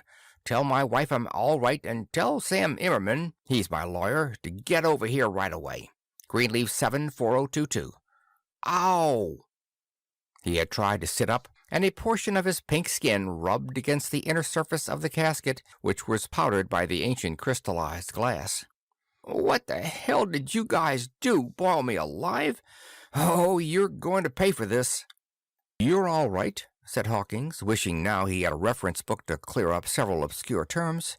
"Your epidermis will start growing immediately. You're not in the hospital. Look here." He handed Barlow the stainless steel plate that had labeled the casket. After a suspicious glance, the man started to read. Finishing, he laid the plate carefully on the edge of the vault and was silent for a spell. "Poor Verna," he said at last. "It doesn't say whether she was stuck with the court costs. Do you happen to know—" "No," said the potter. "All I know is what was on the plate and how to revive you. The dentist accidentally gave you a dose of what we call Levantman's shock anesthesia. We haven't used it in centuries. It was powerful, but too dangerous." "Centuries?" brooded the man. "Centuries? I'll bet Sam swindled her out of her eye teeth. Poor Verna. How long ago was it? What year is this?" Hawking shrugged. "We call it 7-B-936. That's no help to you. It takes a long time for these metals to oxidize." "Like that movie," Barlow muttered. "Who would have thought it? Poor Verna." He blubbered and sniffled, reminding Hawkins powerfully of the fact that he had been found under a flat rock. Almost angrily, the potter demanded, "How many children did you have?" "None yet," sniffed Barlow. "My first wife didn't want them, but Verna wanted one, but we are going to wait until... We were going to wait until... "Of course," said the potter, feeling a savage desire to tell him off, blast him to hell and gone for his work, but he choked it down. There was the problem to think of. There was always the problem to think of. And this poor blubberer might unexpectedly supply a clue. Hawkins would have to pass him on. "Come along," Hawkins said. "My time is short." Barlow looked up, outraged. "How can you be so unfeeling? I'm a human being like—" The Los Angeles-Chicago rocket thundered overhead, and Barlow broke off in mid-complaint. "Beautiful," he breathed, following it with his eyes. "Beautiful." He climbed out of the vault, too interested to be pained by its roughness against his infantile skin. "After all," he said briskly, "this should have its sunny side. I never was much one for reading, but this is just like one of those stories, and I ought to make some money out of it, shouldn't I?" He gave Hawkins a shrewd glance. "You want money?" asked the potter. "Here." He handed over a fistful of change and bills. "You'd better put my shoes on. It'll be about a quarter mile." "Oh, and you're, modest?" "Yes, that was the word. Here." Hawkins gave him his pants, but Barlow was excitedly counting the money. 85, 86, and it's dollars, too. I thought it'd be credits, or whatever they call them, e pluribus unum and liberty, just different faces. Say, is there a catch to this? Are these real, genuine, honest 22-cent dollars like we had, or just wallpaper?" "They're quite all right, I assure you," said the potter. "I wish you'd come along. I'm in a hurry." The man babbled as they stumped toward the shop. "Where are we going? The Council of Scientists? The World Coordinator, or something like that?" "Who?" "Oh, no. We call them President and Congress. No, that wouldn't do any good at all. I'm just taking you to see some people." "I ought to make plenty out of this. Plenty. I could write books. Get some smart young fellow to put it into words for me, and I'll bet I could turn out a bestseller. What's the setup of things like that?" "It's about like that. Smart young fellows, but there aren't any bestsellers anymore. People don't read much nowadays. We'll find something equally profitable for you to do." Back in the shop, Hawkins gave Barlow a suit of clothes, deposited him in the waiting room, and called Central in Chicago. "Take him away," he pleaded. "I have time for one more firing, and he blathers and blathers. I haven't told him anything. Perhaps we should just turn him loose and let him find his own level, but there's a chance—" "The problem," agreed Central. "Yes, there's a chance." The potter delighted Barlow by making him a cup of coffee with a cube that not only dissolved in cold water but heated the water to boiling point. Killing time, Hawkins chatted about the rocket Barlow had admired and had to haul himself up short. He had almost told the real estate man what its top speed really was. Almost, indeed, revealed that it was not a rocket. He regretted, too, that he had so casually handed Barlow a couple of $100. The man seemed obsessed with fear that they were worthless, since Hawkins refused to take a note or IOU, or even a definite promise of repayment. But Hawkins couldn't go into details, and was very glad when a stranger arrived from Central. "Tinny Pete from Algeciras," the stranger told him swiftly as the two of them met at the door. "Psychist for Proprob Polyline Special Overtake Barlow." "Thank heavens," said Hawkins. "Barlow," he told the man from the past, "this is Tinny Pete. He's going to take care of you and help you make lots of money." The psychist stayed for a cup of coffee, whose preparation had delighted Barlow, and then conducted the real estate man down the corridor road to his car, leaving the potter to speculate on whether he could at last crack his kilns.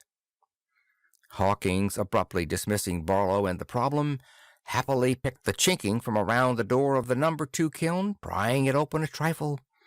A blast of heat and the heady, smoky scent of the reduction fire delighted him. He peered and saw a corner of a shelf glowing cherry red, becoming obscured by wavering black areas as it lost heat through the opened door. He slipped a charred wood panel under a mug on the shelf and pulled it out as a sample, the hairs on the back of his hand curling and scorching. The mug cracked and pinged, and Hawkins sighed happily. The bismuth resonate luster had fired to perfection. A haunting film of silvery black metal with strange bluish lights in it as it turned before the eyes, and the problem of population seemed very far away to Hawkins then. Barlow and Tinny Pete arrived at the concrete highway where the psychist's car was parked in a safety bay. "What a boat!" gasped the man from the past. "Boat? No, that's my car." Barlow surveyed it with awe. Swept-back lines, deep-drawn compound curves, kilograms of chrome. He ran his hand futilely over the door, or was it the door, in a futile search for a handle, and asked respectfully, "How fast does it go?" The psychist gave him a keen look and said slowly, 250, you can tell by the speedometer." "Wow! My old Chevy couldn't hit 100 on a straightaway. But you're out of my class, mister." Tinny Pete somehow got a huge low door open, and Barlow descended 3 steps into immense cushions, floundering over to the right. He was too fascinated to pay serious attention to his flayed dermis. The dashboard was a lovely wilderness of dials, plugs, indicators, lights, scales, and switches. The psychist climbed down into the driver's seat and did something with his feet. The motor started like lighting a blowtorch as big as a silo. Wallowing around in the cushions, Barlow saw through a rear-view mirror a tremendous exhaust filled with brilliant white sparkles. "Do you like it?" yelled the psychist. "It's terrific!" Barlow yelled back. He was shut up as the car pulled out from the bay into the road with a great vroom. A gale roared past Barlow's head, though the window seemed to be closed. The impression of speed was terrific. He located the speedometer on the dashboard and saw it climb past 90, 100, 150, 200. "Fast enough for me," yelled the psychist, noting that Barlow's face fell in repose. "Radio?" He passed over a surprisingly light object like a football helmet with no trailing wires, and pointed to a row of buttons. Barlow put on the helmet, glad to have the roar of air stilled, and pushed a push-button. It lit up satisfyingly, and Barlow settled back even further for a sample of the brave New World's super-modern taste and ingenious entertainment. "Take it and stick it!" a voice roared in his ears. He snatched off the helmet and gave the psychist an injured look. Tinny Pete grinned and turned the dial associated with the push-button layout. The man from the past donned the helmet again and found the voice had lowered to normal. "The show of shows, the super show, the super-duper show, the quiz of quizzes. Take it and stick it." There were shrieks of laughter in the background. "Here we got the contestants all ready to go. You know how we work it. I hand a contestant a triangle-shaped cutout, and like that down the line. Now we got these here boards. They got cutout places the same shape as the triangles and things, only they're all different shapes. And the first contestant that sticks the cutouts into the board, he wins. Now I'm gonna interview the first contestant. Right here, honey. What's your name?" "Name? How would you like that, folks? She don't remember her name. Ha! Would you buy that for a quarter?" The question was spoken with arch significance, and the audience shrieked, howled, and whistled its appreciation. It was dull listening when you don't know the punch lines and catch lines. Barlow pushed another button with his free hand, ready at the volume control. "Latest from Washington, it's about Senator Hull Mendoza. He is still attacking the Bureau of Fisheries. The North Carolina syndicalist says he's got affidavits that John Kingsley Schultz is a blue nose from way back. He didn't publistat the affidavits, but he says they say that Kingsley Schultz was saw at Blue Nose meetings at Oregon State College and later at Florida University. Kingsley Schultz says he gonna confess he did major in fly casting at Oregon and got his Ph.D. in game fish at Florida. And here is a quote from Kingsley Schultz. Hal Mendoza don't know what he's talking about. He should drop dead. Unquote. Hal Mendoza says he won't publistat the affidavits to protect his sources. He says they were sworn by 3 former employees of the Bureau, which was fired for incompetence and incompatibility by Kingsley Schultz. Elsewhere, there was usual run of traffic accidents. A 3-way pileup of cars on Route 66 going out of Chicago took 12 lives. The Chicago-Los Angeles morning rocket crashed and exploded in the Mojave, whatever you call it, desert. All the 94 people aboard got killed. A Civil Aeronautics Authority investigator on the scene says that the pilot was buzzing herds of sheep and didn't pull out in time. Hey, here's a hot one from New York. A diesel tug ran wild in the harbor while the crew was below and shoved in the port bow of the luxury liner SS Placentia. He says the ship filled and sank, taking the lives of an estimated 180 passengers and 50 crew members. 6 divers went down to study the wreckage, but they died too when their suits turned out to be full of little holes. And here is the bulletin I just got from Denver. It seems... Barlow took off the headset uncomprehendingly. He seems so callous, he yelled at the driver. I was listening to a newscast. Tinny Pete took his head and pointed at his ears. The roar of air was deafening. Barlow frowned baffledly and stared out of the window. A glowing sign said, Moogs, would you buy it for a quarter? He didn't know what Moogs was or where. The illustration showed an incredibly proportioned girl, 99.9% naked, writhing passionately in animated full color. The roadside jingle was still with him, but with a new feature. Radar or something spotted the car and alerted the lines of the jingle. Each in turn sped along a roadside track, even with the car, so it could be read before the next line was alerted. If there's a girl you want to get, defocalize unromantic sweat. Armpito. Another animated job in 2 panels, the familiar before and after. The first said, Just any cigar? And was illustrated with a 2-person domestic tragedy of a wife holding her nose while her coarse and red-faced husband puffed a slimy-looking rope. The second panel glowed, or a velvuta abajo, and was illustrated with... Barlow blushed and looked at his feet until they had passed the sign. Coming into Chicago, bawled Tinny Pete.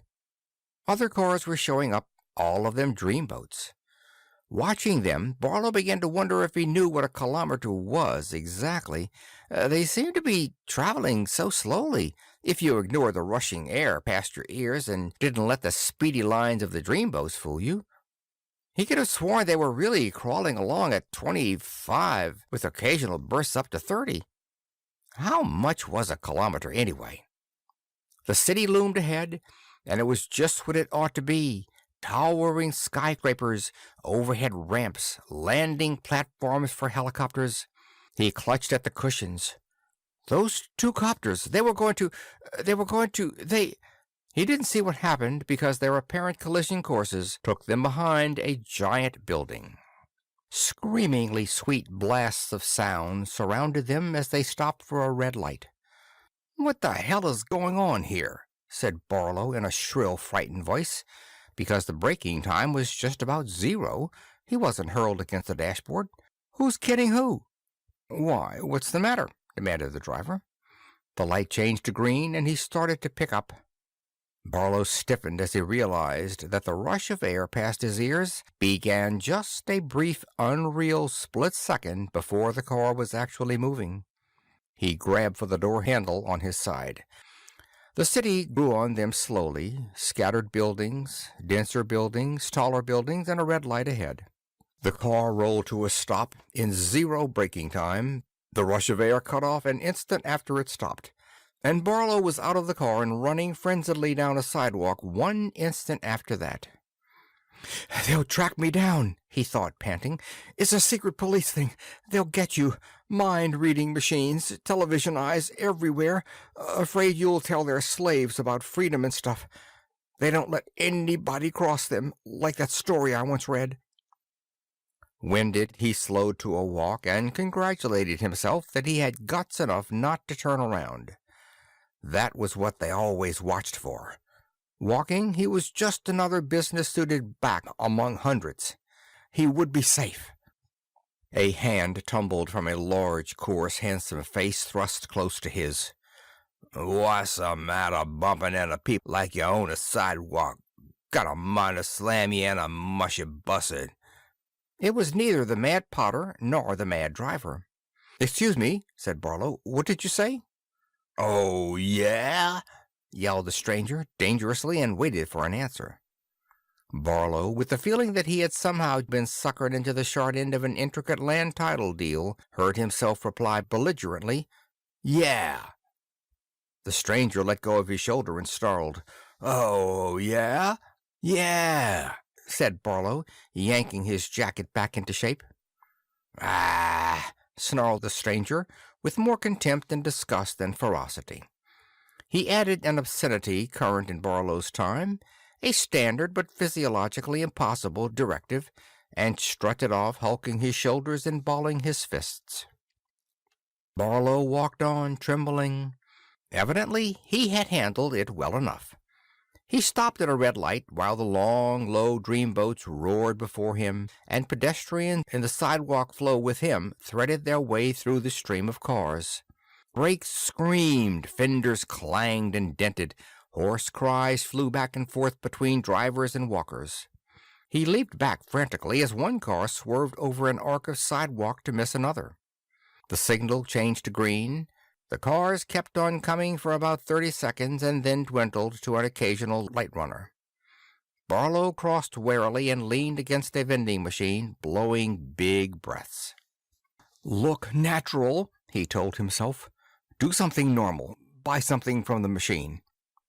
He fumbled out some change, got a newspaper for a dime, a handkerchief for a quarter, and a candy bar for another quarter. The faint chocolate smell made him ravenous suddenly. He clawed at the glassy wrapper printed "Quigley's" quite futilely for a few seconds, and then it divided neatly by itself.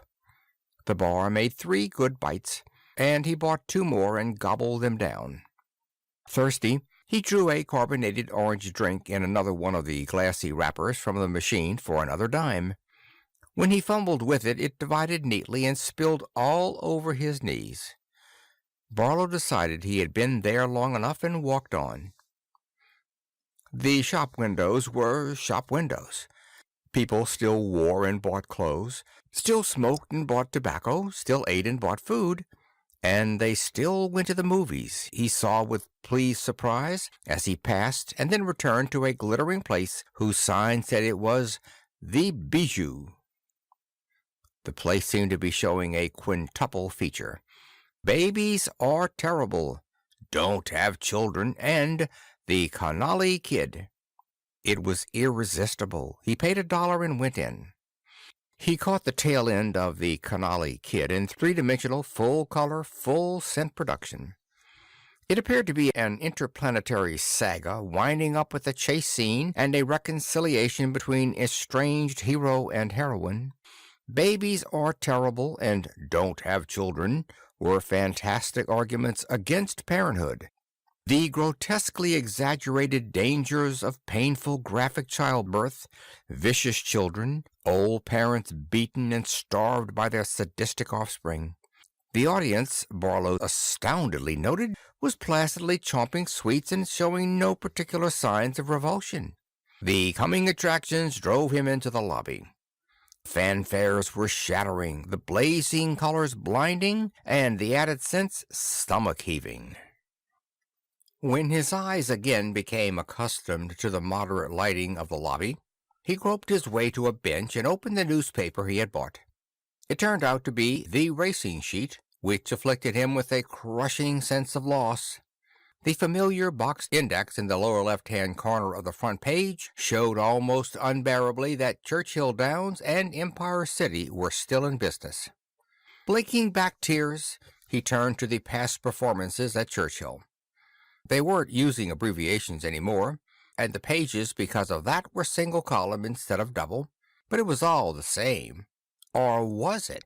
He squinted at the first race, a 3/4-mile maiden claimer for $1,300. Incredibly, the track record was 2 minutes 10 3/5 seconds. Any beetle in his time could have knocked off the 3/4 in 1:15. It was the same for the other distances, much worse for route events. What the hell had happened to everything? He studied the form of a 5-year-old brown mare in the second, and couldn't make head or tails of it. She'd won and lost and placed and showed and lost and placed without rhyme or reason. She looked like a front runner for a couple of races, and then she looked like a no-good pig, and then she looked like a mutter, but the next time it rained, she wasn't. And then she was a stayer, and then she was a pig again.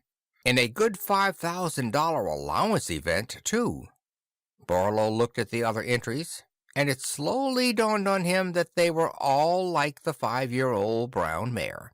Not a single damned horse running had the slightest trace of class. Somebody sat down beside him and said, "That's the story." Barlow whirled to his feet and saw it was Tinny Pete, his driver. "I was in doubts about telling you," said the psychist, "but I see you have some growing suspicions of the truth. Please don't get excited. It's all right, I tell you." "So you've got me," said Barlow. "Got you? Don't pretend. I can put 2 and 2 together. You're the secret police. You and the rest of the aristocrats live in luxury on the sweat of these oppressed slaves. You're afraid of me because you have to keep them ignorant." There was a bellow of bright laughter from the psychist that got them blank looks from other patrons in the lobby. The laughter didn't sound at all sinister. "Let's get out of here," said Tinny Pete, still chuckling. "You couldn't possibly have it more wrong." He engaged Barlow's arm and led him to the street. "The actual truth is that the millions of workers live in luxury on the sweat of the handful of aristocrats.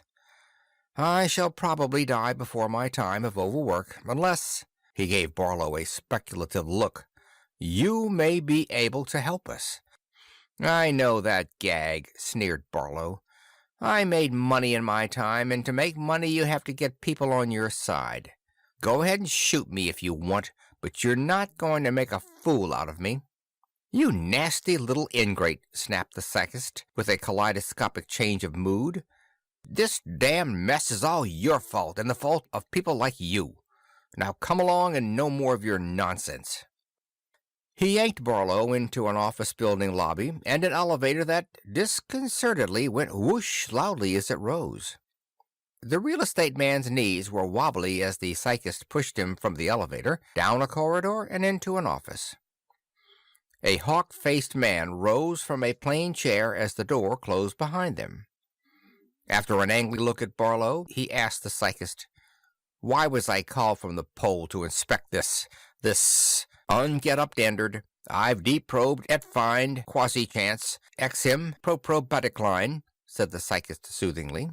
"Doubt," grunted the hawk-faced man. "Try," suggested Tinny Pete. "Very well, Mr. Barlow.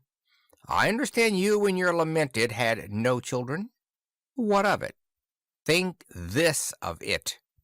You were a blind, selfish, stupid ass to tolerate economic and social conditions which penalized childbearing by the prudent and foresighted.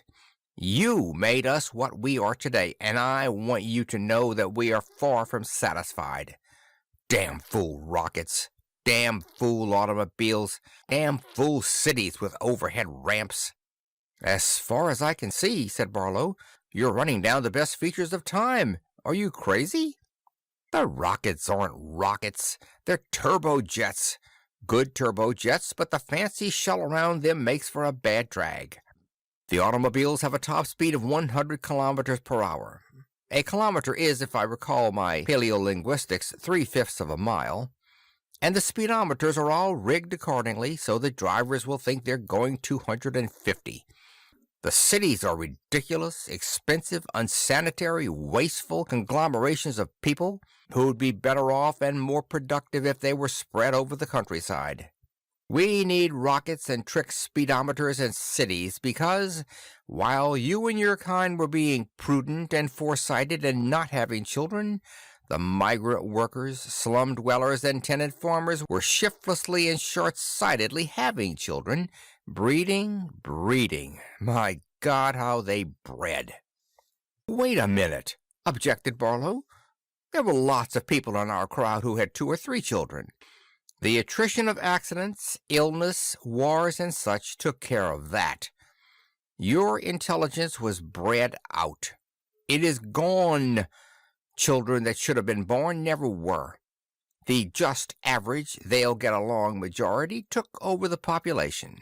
The average IQ now is 45. But that's far in the future.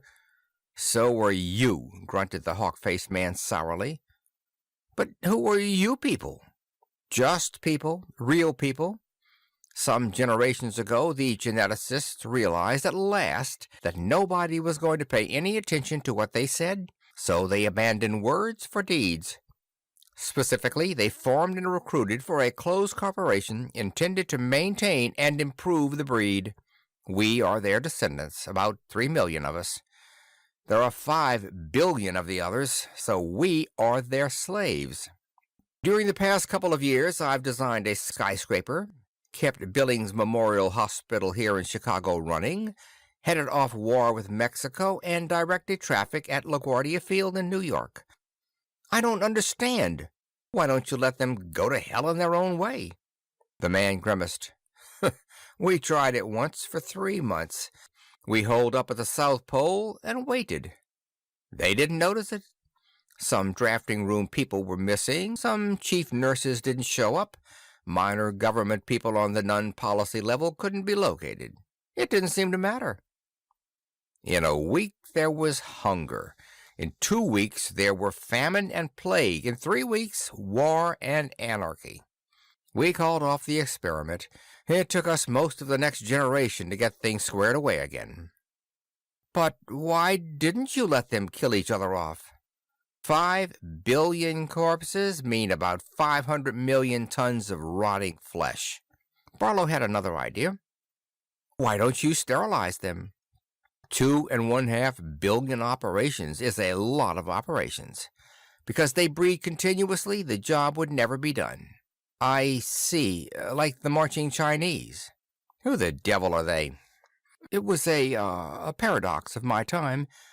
Somebody figured out that if all the Chinese in the world were to line up 4 abreast, I think it was, and start marching past a given point, they'd never stop because of the babies that would be born and grow up before they passed the point. That's right, only instead of a given point, make it the largest conceivable number of operating rooms that we could build and staff. There could never be enough.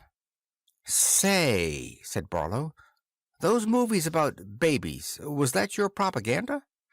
It was. It doesn't seem to mean a thing to them. We have abandoned the idea of attempting propaganda contrary to a biological drive. So if you work with a biological drive? I know of none which is consistent with an inhibition of fertility. Barlow's face went poker blank, the result of years of careful discipline. You don't, huh? You're the great brains, and you can't think of any? Why, no, said the psychist innocently. Can you? That depends. I sold 10,000 acres of Siberian tundra, through a dummy firm, of course, after the partition of Russia.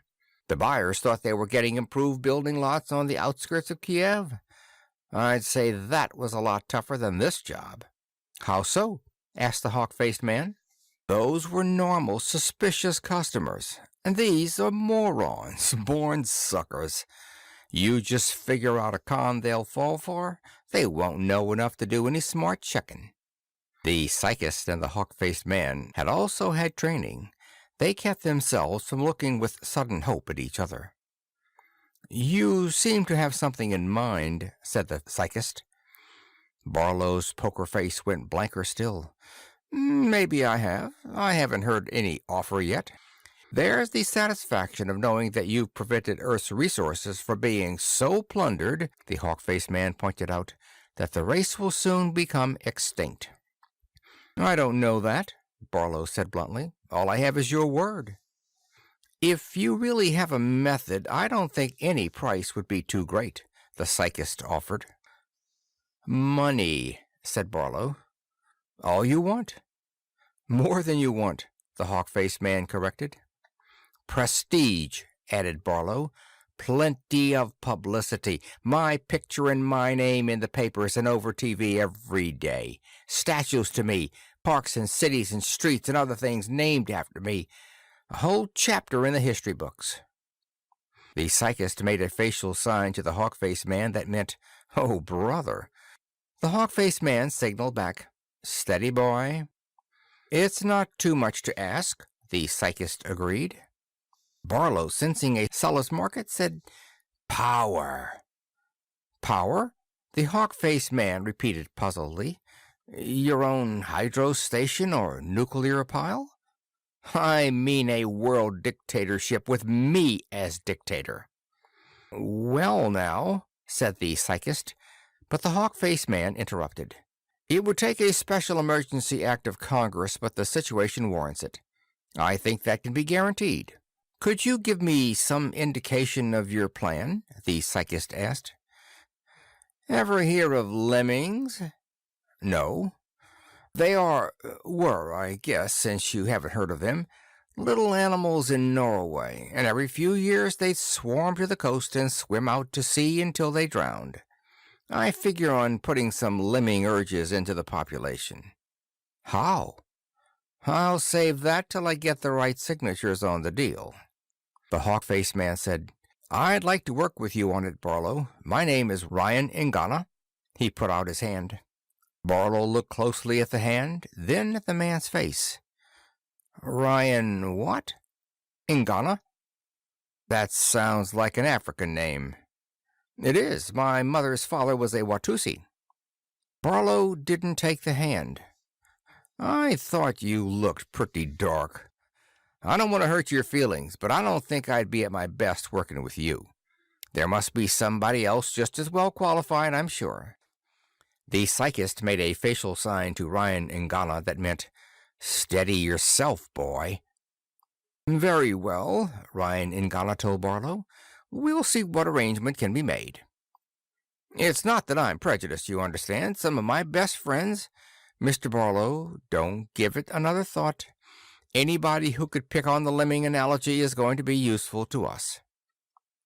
And so he would, thought Ryan Ingana, alone in the office, after Tinny Pete had taken Barlow up to the helicopter stage. So he would. Poprob had exhausted every rational attempt, and the new Poprob attack lines would have to be irrational or sub-rational. This creature from the past with his lemming legends and its improved building lots would be a fountain of precious, vicious self-interest. Ryan Ingana sighed and stretched. He had to go and run the San Francisco subway. Summoned early from the pole to study Barlow, he left unfinished a nice little theorem. Between interruptions, he was slowly constructing an n-dimensional geometry whose foundations and superstructure owed no debt whatsoever to intuition.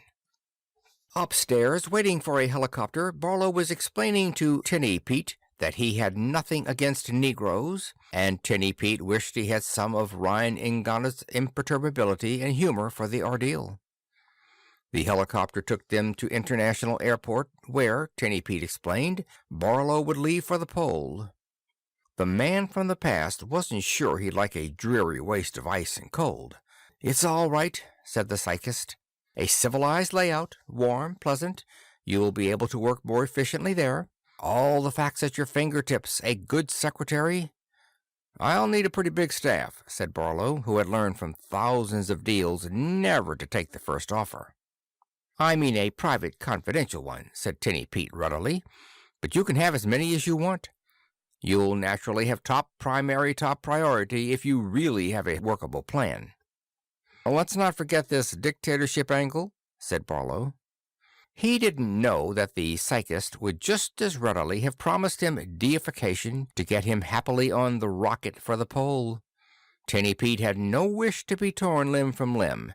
He knew very well that it would end that way if the population learned from this anachronism that there was a small elite which considered itself head, shoulders, trunk, and groin above the rest. The fact that this assumption was perfectly true, and the fact that the elite was condemned by its superiority to a life of the most grinding toil would not be considered. The difference would. The psychist finally put Barlow aboard the rocket with some 30 people, real people, headed for the pole. Barlow was airsick all the way because of a post-hypnotic suggestion Tinny Pete had planted in him. One idea was to make him as adverse as possible to a return trip, and another idea was to spare the other passengers from his aggressive, talkative company. Barlow, during the first day at the pole, was reminded of his first day in the army. It was the same "now where the hell are we going to put you" business, until he took a firm line with them. Then, instead of acting like supply sergeants, they acted like hotel clerks. It was a wonderfully calculated build-up, and one that he failed to suspect. After all, in his time, a visitor from the past would have been lionized. At the day's end, he reclined in a snug underground billet with the 60-mile gales roaring yards overhead, and tried to put two and two together. It was like old times, he thought, like a coup in real estate where you had the competition by the throat, like a 50% rent boost when you knew damn well there was no place for the tenants to move, like smiling when you read over the breakfast orange juice that the city council had decided to build a school on the ground you had acquired by a deal with the city council. And it was simple. He would just sell tundra building lots to eagerly suicidal lemmings. And that was absolutely all there was to solving the problem that had these double domes spinning. They'd have to work out most of the details, naturally, but what the hell? That was what subordinates were for. He'd need specialists in advertising, engineering, communications. Did they know anything about hypnotism? That might be helpful. If not, there'd have to be a lot of bribery done. But he'd make sure, damn sure, there were unlimited funds. Just selling building lots to lemmings. He wished, as he fell asleep, that poor Verna could have been in on this. It was his biggest, most stupendous deal. Verna, that sharp shyster Sam Immerman must have swindled her. It began the next day with people coming to visit him. He knew the approach. They merely wanted to be helpful to their illustrious visitor from the past, and would he help fill them in about his era, which unfortunately was somewhat obscure historically, and what did he think could be done about the problem? He told them he was too old to be roped anymore, and they wouldn't get any information out of him until he got a letter of intent from at least the Polar president and a session of the Polar Congress empowered to make him dictator. He got the letter and the session. He presented his program, was asked whether his conscience didn't revolt at his callousness, explained succinctly that a deal was a deal, and anybody who wasn't smart enough to protect himself didn't deserve protection. Caveat emptor, he threw in for scholarship, and had to translate it to "let the buyer beware." He didn't, he stated, give a damn about either the morons or their intelligent slaves. He told them his price, and that was all he was interested in. Would they meet it, or wouldn't they? The Polar president offered to resign in his favor, with certain temporary emergency powers that the Polar Congress would vote him if he thought they were necessary. Barlow demanded the title of world dictator, complete control of world finances, salary to be decided by himself, and the publicity campaigns and historical write-up to begin at once. As for the emergency powers, he added, they are neither to be temporary nor limited. Somebody wanted the floor to discuss the matter with the declared hope that perhaps Barlow would modify his demands. You've got the proposition, Barlow said. I'm not knocking off even 10%. But what if the Congress refuses, sir? The president asked. Then you can stay up here at the pole and try to work it out yourselves. I'll get what I want from the Morons. A shrewd operator like me doesn't have to compromise. I haven't got a single competitor in this whole cockeyed moronic era. Congress waived debate and voted by show of hands. Barlow won unanimously. You don't know how close you came to losing me, he said in his first official address to the joint houses. I'm not the boy to haggle. Either I get what I ask or I go elsewhere. The first thing I want is to see designs for a new palace for me. Nothing unostentatious either. And your best painters and sculptors to start working on my portraits and statues. Meanwhile, I'll get my staff together. He dismissed the Polar President and the Polar Congress, telling them that he'd let them know when the next meeting would be. A week later, the program started with North America the first target. Mrs. Garvey was resting after dinner before the ordeal of turning on the dishwasher.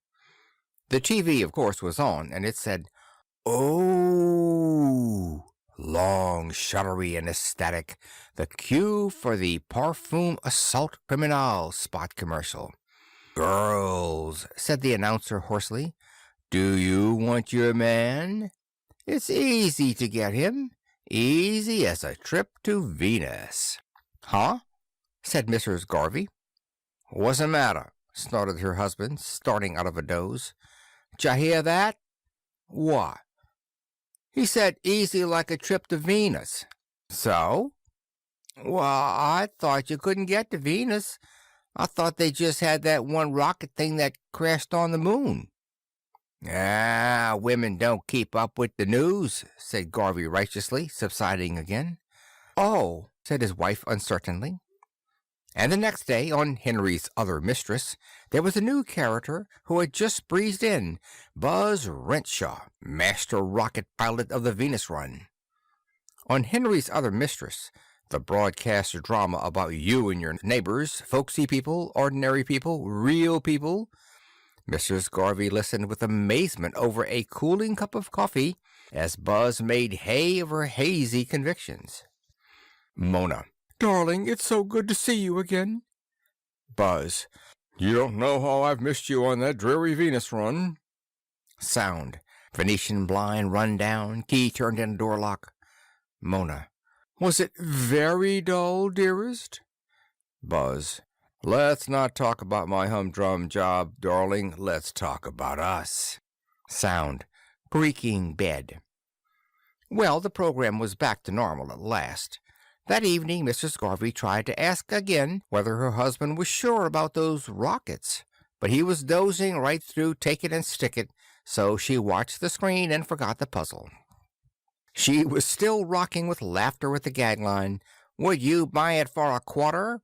when the commercial went on for the detergent powder she always faithfully loaded her dishwasher with on the first of every month. The announcer displayed mountains of suds from a tiny piece of the stuff and coyly asked, "Of course, Clino don't lay around for you to pick up like the soap root on Venus, but it's pretty cheap and it's almost pretty near just as good. So for us plain folk who ain't lucky enough to live up there on Venus, Clino is the real cleaning stuff." Then the chorus went into their "Clino is the stuff" jingle, but Mrs. Garvey didn't hear it. She was a stubborn woman, but it occurred to her that she was very sick indeed. She didn't want to worry her husband. The next day she quietly made an appointment with her family Freud. In the waiting room she picked up a fresh copy of Reader's Pablum and put it down with a faint palpitation. The lead article, according to the table of contents on the cover, was titled, "The Most Memorable Venusian I Ever Met." "The Freud will see you now," said the nurse, and Mrs. Garvey tottered into his office. His traditional glasses and whiskers were reassuring. She choked out the ritual. "Freud, forgive me, for I have neuroses." He chanted the antiphonal. "Tut, my dear girl, what seems to be the trouble?" "I got like a hole in the head," she quavered. "I seem to forget all kinds of things. Things like everybody seems to know and I don't." "Well, that happens to everybody occasionally, my dear. I suggest a vacation on Venus." The Freud stared open-mouthed at the empty chair. His nurse came in and demanded, "Hey, you see how she screamed? What was the matter with her?" He took off his glasses and whiskers meditatively. "You can search me. I told her she should maybe try a vacation on Venus." A momentary bafflement came into his face, and he dug through his desk drawers until he found a copy of the four-color, profusely illustrated journal of his profession. It had come that morning, and he had lip-read it, though looking mostly at the pictures. He leafed through the article, "Advantages of the Planet Venus in Rest Cures." "It's right there," he said. The nurse looked. "It sure is," she agreed. "Why shouldn't it be?"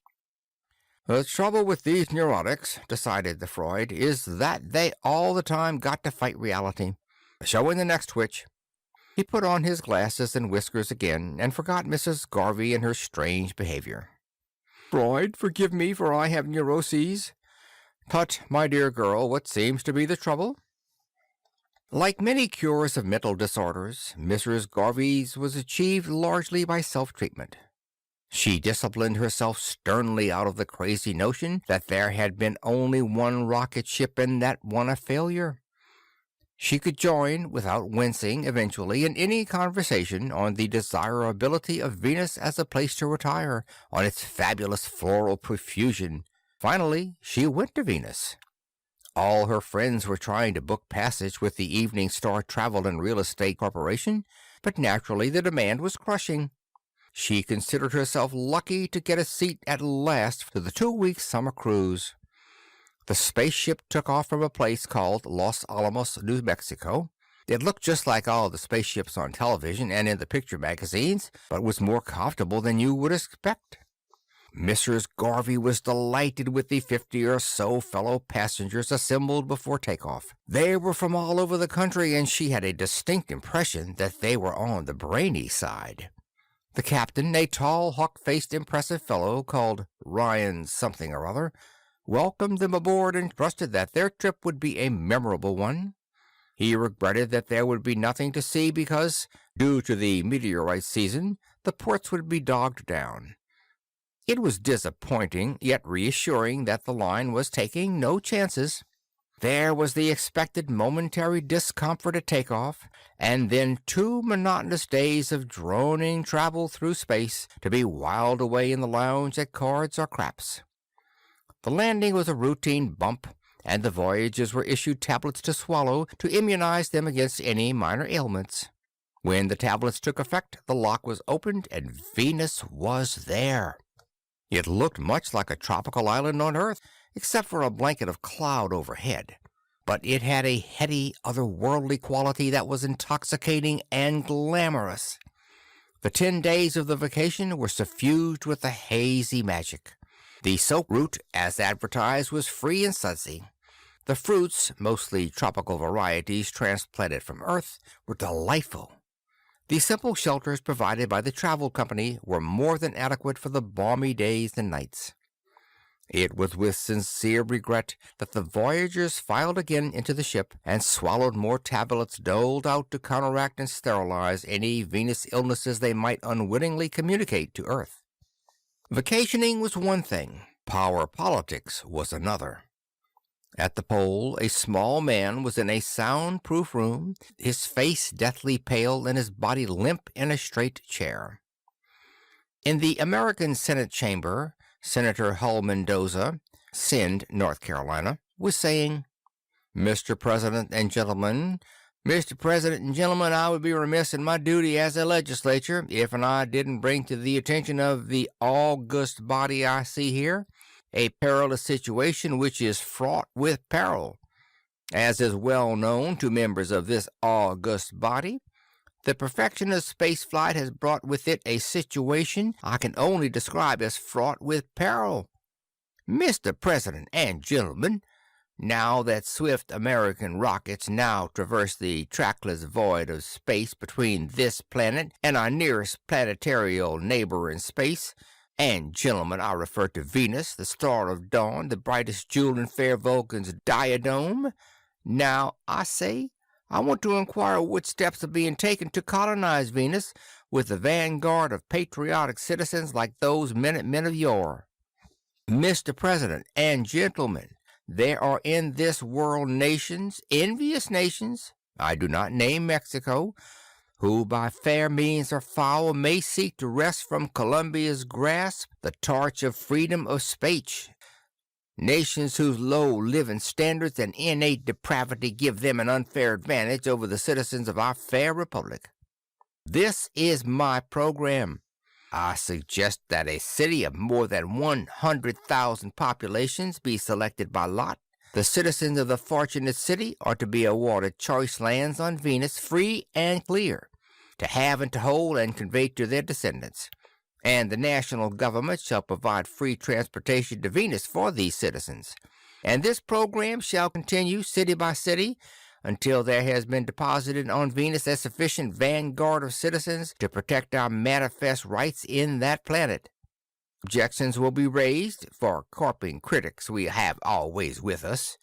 They will say there isn't enough steel. They will call it a cheap giveaway. I say there is enough steel for one city's population to be transferred to Venus, and that is all that is needed. For when the time comes for the second city to be transferred, the first empty city can be wrecked for the needed steel. And is it a giveaway? Yes, it is the most glorious giveaway in the history of mankind. Mr. President and gentlemen, there is no time to waste. Venus must be American. Black Copperman at the pole opened his eyes and said feebly, "The style was a little uneven. Do you think anybody'll notice?" "You did fine, boy, just fine," Barlow reassured him. Hull Mendoza's bill became law. Drafting machines at the South Pole were busy around the clock, and the Pittsburgh steel mills spewed millions of plates into the Los Alamos spaceport of the Evening Star Travel and Real Estate Corporation. It was going to be Los Angeles for logistic reasons, and the three most accomplished psychokineticists went to Washington and mingled in the crowd at the drawing to make certain that the Los Angeles capsule slithered into the fingers of the blindfolded senator. Los Angeles loved the idea, and a forest of spaceships began to blossom in the desert. They weren't very good spaceships, but they didn't have to be. A team at the pole worked at Barlow's direction on a mail setup. There would have to be letters to and from Venus to keep the slightest taint of suspicions from arising. Luckily, Barlow remembered that the problem had been solved once before by Hitler. Relatives of persons incarcerated in the furnaces of Lubin and Majdanek continued to get cheery postal cards. The Los Angeles flight went off on schedule under tremendous press, newsreel, and television coverage. The world cheered the gallant Angelos who were setting off on their patriotic voyage to the land of milk and honey. The forest of spaceships thundered up and out of sight without untoward incident. Billions envied the Angelos, cramped and on short rations though they were. Wreckers from San Francisco, whose capsule came up second, moved immediately into the City of the Angels for the scrap steel their own flight would require. Senator Hull Mendoza's constituents could do no less. The president of Mexico, hypnotically alarmed at this extension of Yankee imperialismo beyond the stratosphere, launched his own Venus colony program. Across the water, it was England versus Ireland, France versus Germany, China versus Russia, India versus Indonesia. Ancient hatreds grew into the flames that were rocket ships, assailing the air by hundreds daily. "Dear Ed, how are you?" Sam and I are fine and hope you are fine. It is nice up here, like they say, with food and clothes growing on trees. I drove by Springfield yesterday, and it sure looked funny, all the buildings down, but of course it is worth it if we have to keep the greasers in their place. Do you have any trouble with them on Venus? Drop me a line sometime. Your loving sister, Alma. Dear Alma, I am fine and hope you are fine. It is a fine place here, fine climate and easy living. The doctor told me today that I seem to be 10 years younger. He thinks there is something in the air here keeps people young. We do not have much trouble with the greasers here. They keep to themselves. It is just a question of us outnumbering them and staking out the best places for the Americans. In South Bay, I know a nice little island that I've been saving for you and Sam with lots of blanket trees and ham bushes. Hoping to see you and Sam soon. Your loving brother, Ed. Sam and Alma were on their way shortly. Poprob got a dividend in every nation after the immigration had passed the halfway mark. The lonesome stay-at-homes were unable to bear the melancholy of a low population density. Their conditioning had been to swarms of their kin. After that point, it was possible to foist off the crudest stripped-down accommodations on would-be immigrants. They didn't care. Black Copperman did a final job on President Hull Mendoza, the last job that genius of hypnotics would ever do on any moron, important or otherwise. Hull Mendoza, panic-stricken by his presidency over an emptying nation, joined his constituents.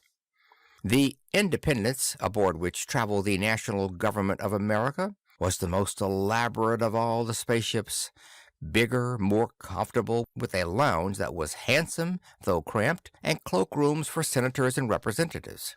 It went, however, to the same place as the others, and Black Copperman killed himself, leaving a note that stated, "He couldn't live with my conscience." The day after the American president departed, Barlow flew into a rage. Across his specially built desk were supposed to flow all Poprob high-level documents, and this outrageous thing, called Poprob term apparently, had got into the executive stage before he had even had a glimpse of it. He buzzed for Raji Smith, his statistician. Raji Smith seemed to be at the bottom of it. Pop pro terms seemed to be about first and second and third derivatives, whatever they were. Barlow had a deep distrust of anything more complex than what he called an average. While Raji Smith was still at the door, Barlow snapped, "What's the meaning of this? Why haven't I been consulted? How far have you people got, and why have you been working on something I haven't authorized?" "Didn't want to bother you, Chief," said Raji Smith. "It was really a technical matter, kind of a final cleanup. Want to come and see the work?" Mollified, Barlow followed his statistician down the corridor. "You still shouldn't have gone ahead without my okay," he grumbled. "Where the hell would you people have been without me?" "That's right, Chief. We couldn't have swung it ourselves. Our minds just don't work that way. And all that stuff you knew from Hitler, it wouldn't have occurred to us. Like poor Black Copperman." They were in a fair-sized machine shop at the end of a slight upward incline. It was cold. Raji Smith pushed a button that started a motor, and a flood of Arctic light poured in as the roof parted slowly. It showed a small spaceship with the door open. Barlow gaped as Raji Smith took him by the elbow and his other boys appeared. Swenson, the engineer, Susigamushi Duncan, his propellant man, called French advertising. "In you go, Chief," said Susigamushi Duncan. "This is Poprob term." "But I'm the world dictator." "You bet, Chief. You'll be in history all right. But this is necessary, I'm afraid." The door was closed. Acceleration slammed Barlow